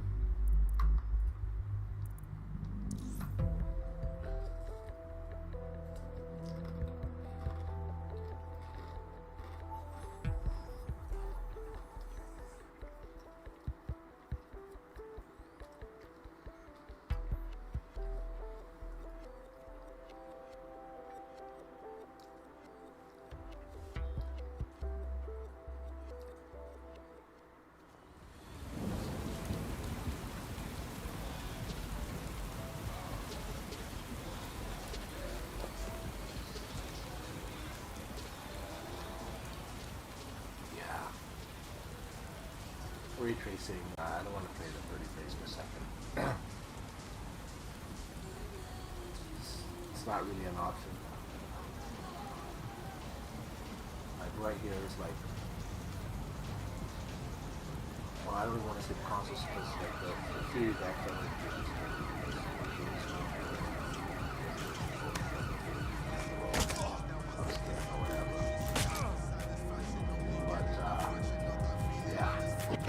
ray tracing is not really an option for this game. I don't want to play this slow frames.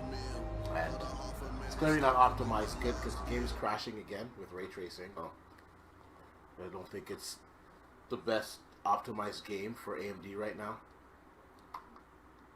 This game is NVIDIA sponsored title. It's funny though, when I had it at Ultra, it had no problems running the game. As soon as I put it to medium, that's when it has a problem with the ray tracing. But yeah, well, I didn't expect this card to win in every area. So definitely for ray tracing, you're gonna get better performance out of an NVIDIA card. Okay, let's do Gears, and I think that's it. We're out of here. Oh, we got Horizon 2, but we're gonna do Gears. So we're gonna do Gears in this.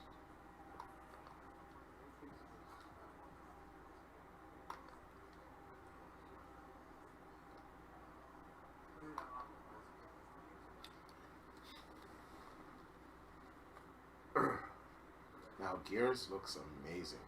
Now I gotta say, Gears on the Series X is incredible. 4K 60 PC settings. What an experience, man. What an experience.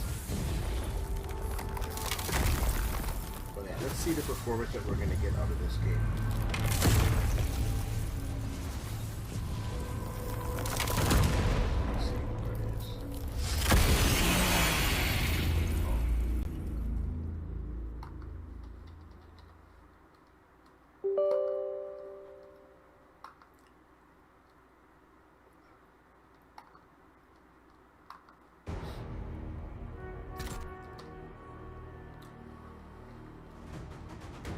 Once again, doing our clocks, and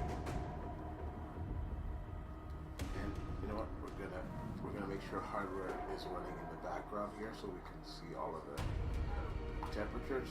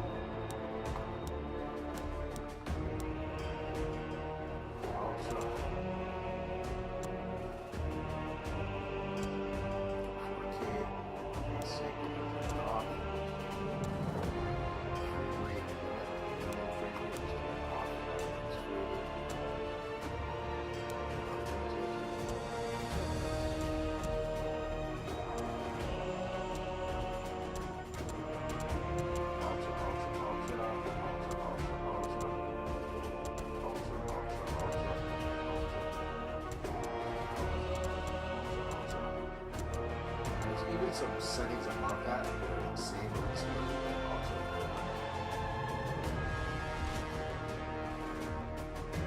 Maybe after we let the insane settings.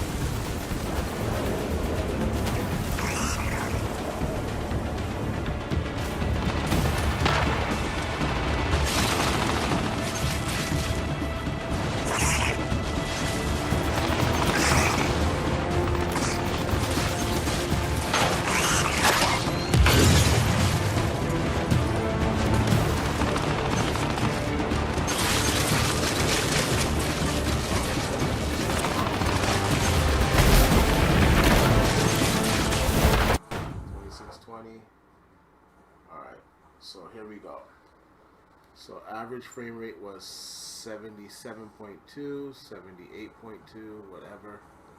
So 77, 78 frames per second. 6800 XT, our CPU. Oh, actually, so okay, never mind. We did have some insane settings. So this is beyond ultra. So we have insane, volumetric fog, insane, and we got 77. Now let's go see what the other ones say. Let's see.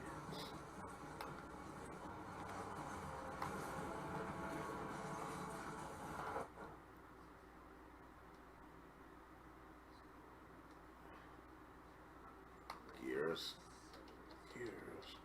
5 RTX 3080 Benchamrks.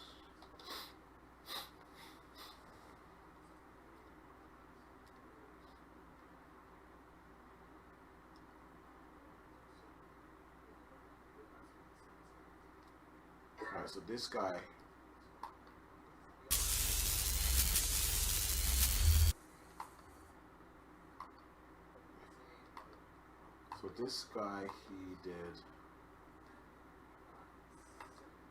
he did insane as well. So let's see what he got with the 3080.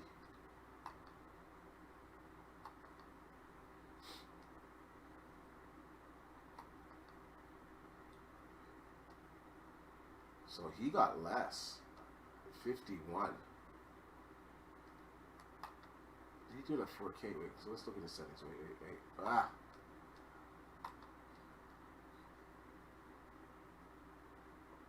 So if we look at his settings here,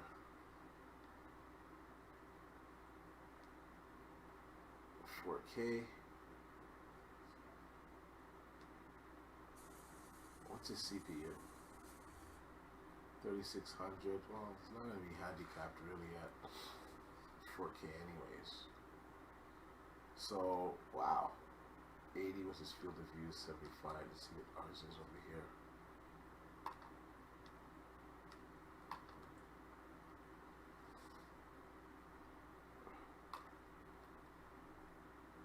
No, man. We are... Wow. Yeah, we have higher settings. Well, we have the same settings, I mean. And worse. I gotta check some more scores, because that's just bizarre. Maybe there's something wrong with this guy's system. Okay. 4K. 3080. Okay, so there we go. So there's something wrong with that guy's system. I don't know why he's getting such low scores. 76 here at Ultra. Actually, you know what? My settings are higher than this because I'm beyond Ultra. So that's crazy. I'm getting higher. Wow. We're gonna have to. Looks like we're gonna have to run it.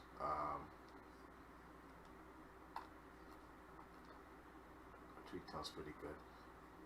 Oh, that's not gonna be for RTX though. Looks like we're gonna have to rerun it with Ultra because a lot of these benchmarks, they don't have Ultra. They don't have insane. They just have Ultra. So we're at 4K. This is Ultra 61, but that's a 2080 Ti. These are older benchmarks. So it looks like our scores are really high for insane. So let's bump it down to just Ultra.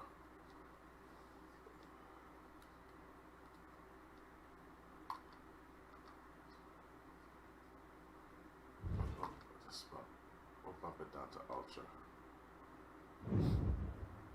Well, that's a really good metric, man. 77, 78, and tapped out completely.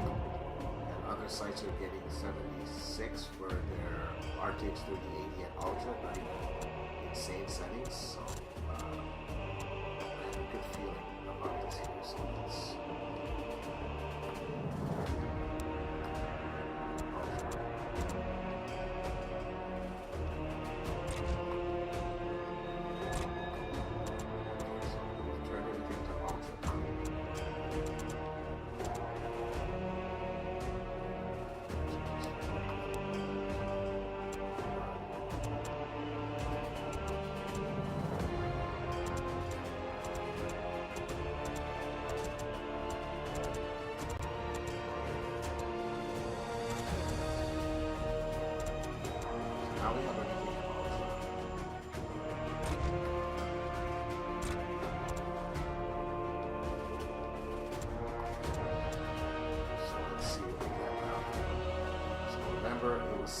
76 frames per second on RTX 3080 and Ultra. The test that we did before was beyond Ultra, which is insane. It's Ultra, it's still insane.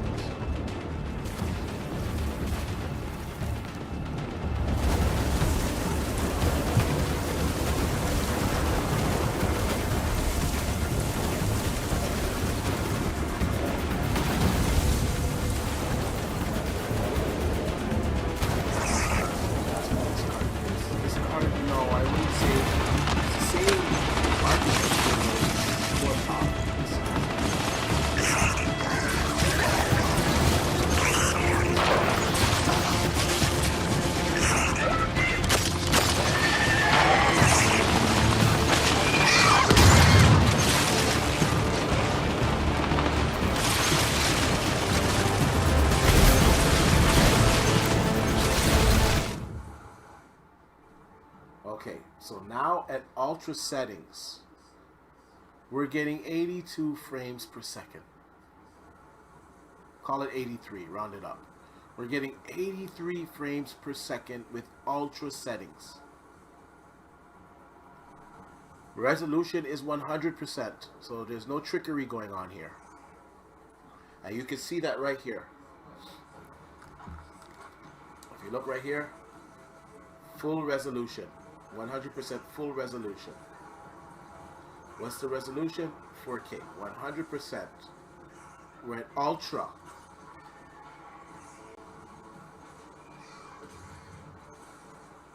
And look at these scores. 82.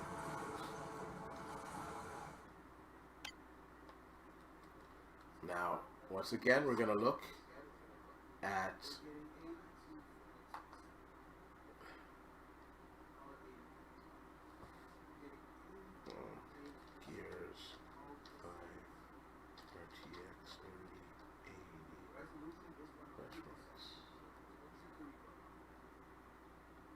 text spot.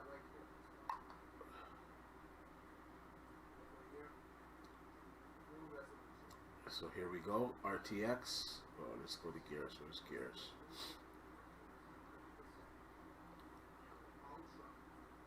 There's gears 5. 4K.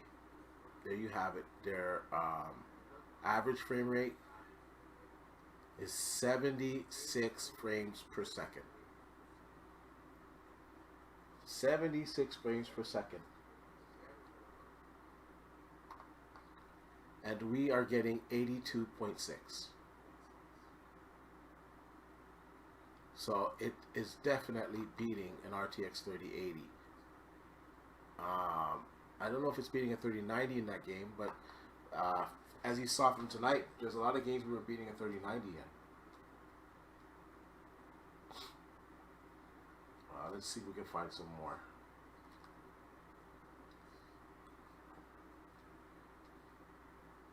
There we go. Here's another one. Let's go to 4K. 77 frame. And this is now we're looking at an AIB card. It's at 77 frames per second. And once again, what do we have? 82 frames per second. Call it 83.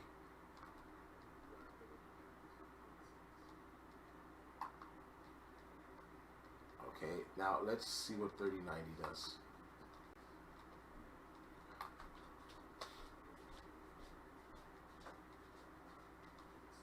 Alright, so we'll go 3090. Let's see if they let's the gears here.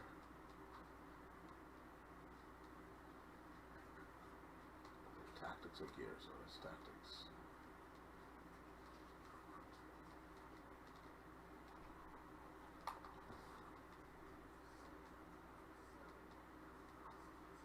Okay, whatever. I don't know what's going on there. There we go.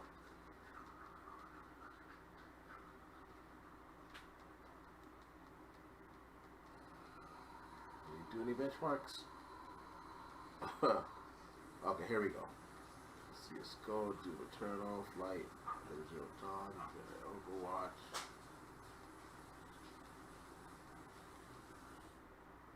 they didn't do it. Sorry.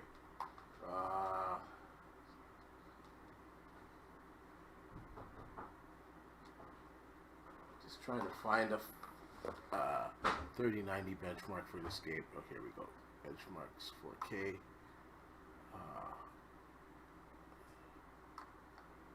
Yeah, I'm sure. Get out of here. Alright, here we go.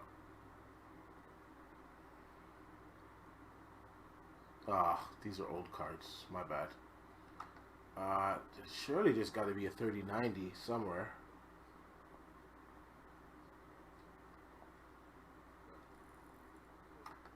I don't know. Someone say what's percent? It's like I don't know. Maybe it's like 8% difference, something like that. I have to calculate it out.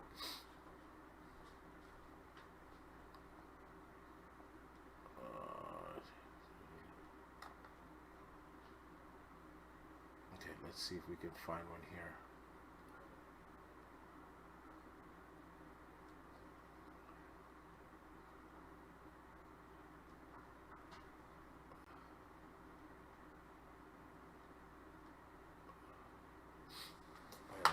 I can't seem to find it.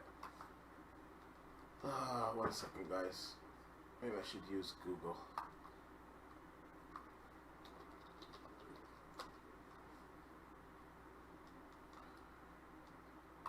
Use Google search.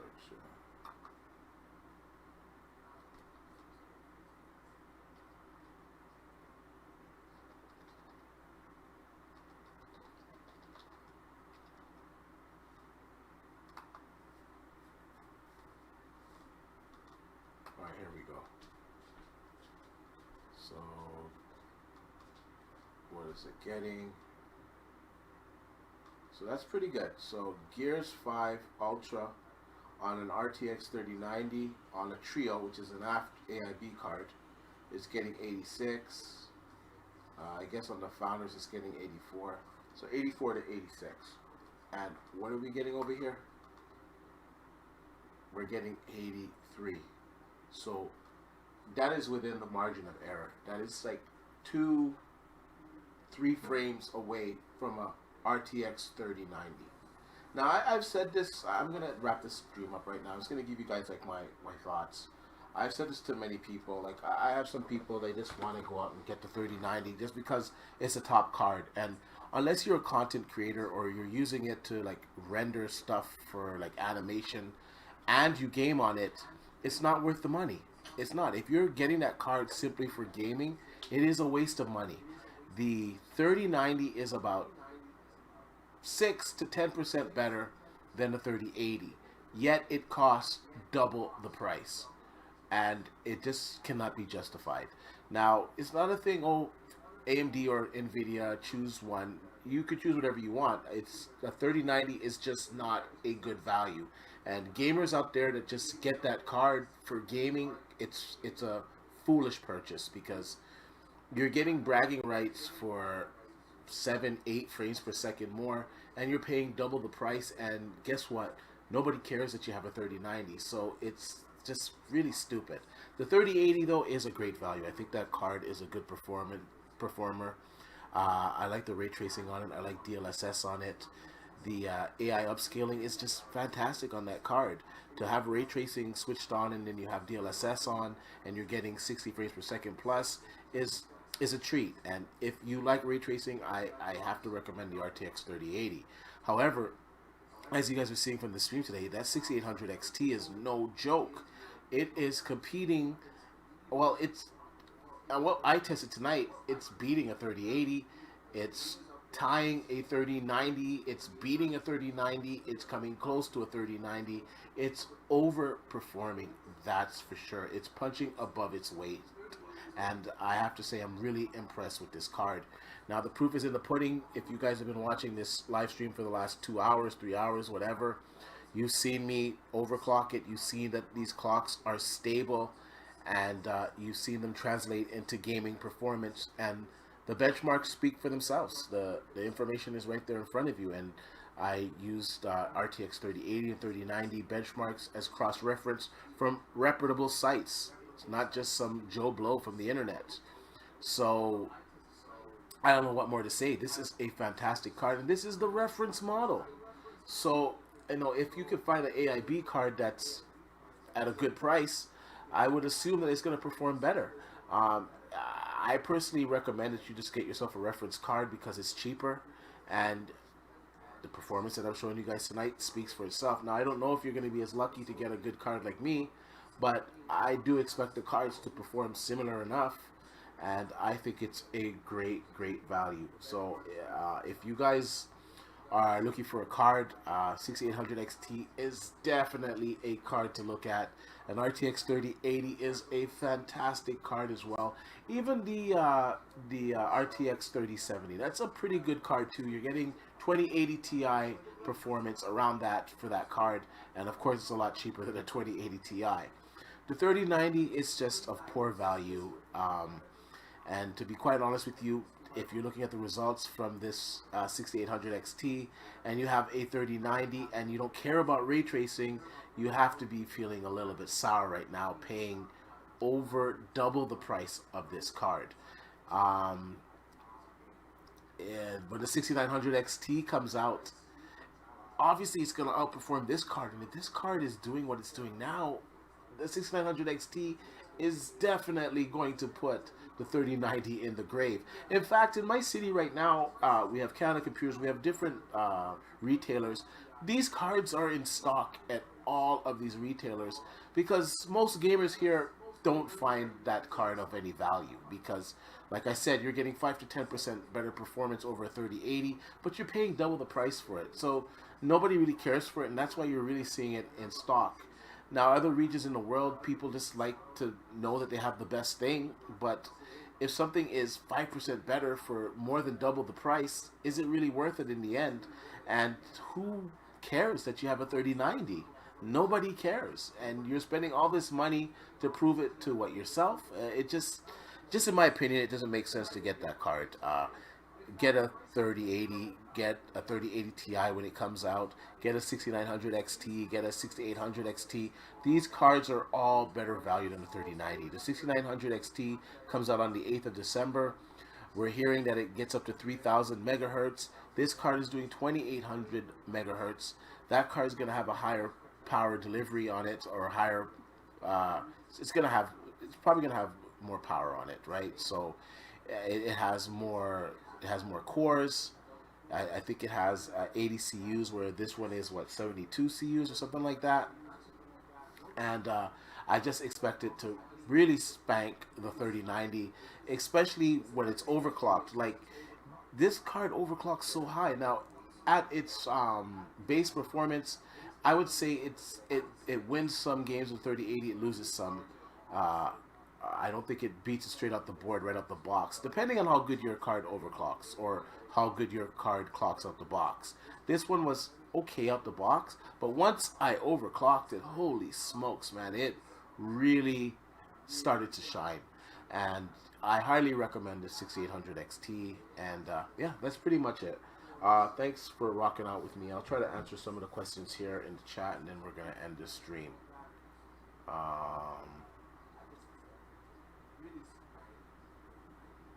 Thanks for... Oh, thanks, man. I appreciate it. Joshua, man, I appreciate it.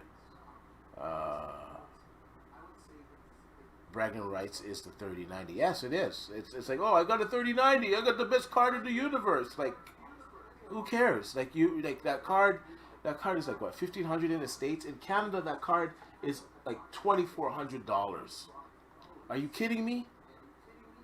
Like, in Canada, a 3080 is anywhere from like $949 to like $1,050 for like a good card, like a reasonable card, right?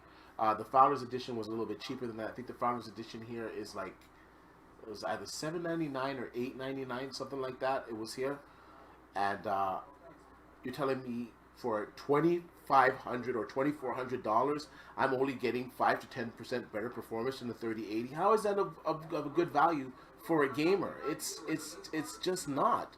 Now, like, in games, like, say a game you're getting 100 frames per second in a game on your 3080. You plop on your 3090, you're getting 110 frames per second, and at that point, does it really matter? that you would pay double the price for it. That just baffles me. Honestly, tell you that baffles me. At least with the 6900 XT, yes, it's more expensive than the 6800 XT, but it isn't double the price, and you're gonna get more than 10% better performance over the 6800 XT. So I don't know. It's just the pricing of the 3090 is just disastrous to me. I think it's of no value to the gamer. Anyways, I'm done with my rant. Doesn't seem to be that many questions in the chat, so I'm gonna wrap this up. Thanks for supporting me. Hit the like button. It was a really long video, so if you watch the whole thing and you want to put timestamps in it, that'd be cool. I'm probably gonna have to go through it and put the timestamps. Like I said, I recommend this card. The 6800 XT is fantastic. I'm going to try to get my hands on a 6900 XT. Hopefully, I'll be able to acquire one, and I'll be doing tests on the channel once again. I should have a proper review of this card coming really soon. And this week, I'll be going back to like the normal content that I do. I kind of took some time off. Like I said, I've been building a lot of PCs, and then of course I got my 6800 XT in. I got my 5900X. You know, I've been playing with my RTX 3080, the PlayStation 5, the Xbox Series X, and I just kind of took time off from YouTube just to enjoy all of this stuff. And you know, I'm gonna have to get back to work this week, so there'll be content coming again. And once again, thanks for the support, guys. I'm not used to doing these kind of live streams, so if the format was all over the place, I apologize. I guess in time I'll get better with this and I'll be more comfortable. At least I got a mic now. Before I didn't do these with a mic, so hey, that's progress. Anyways, thanks for supporting me, guys. You guys have a good night. Take care.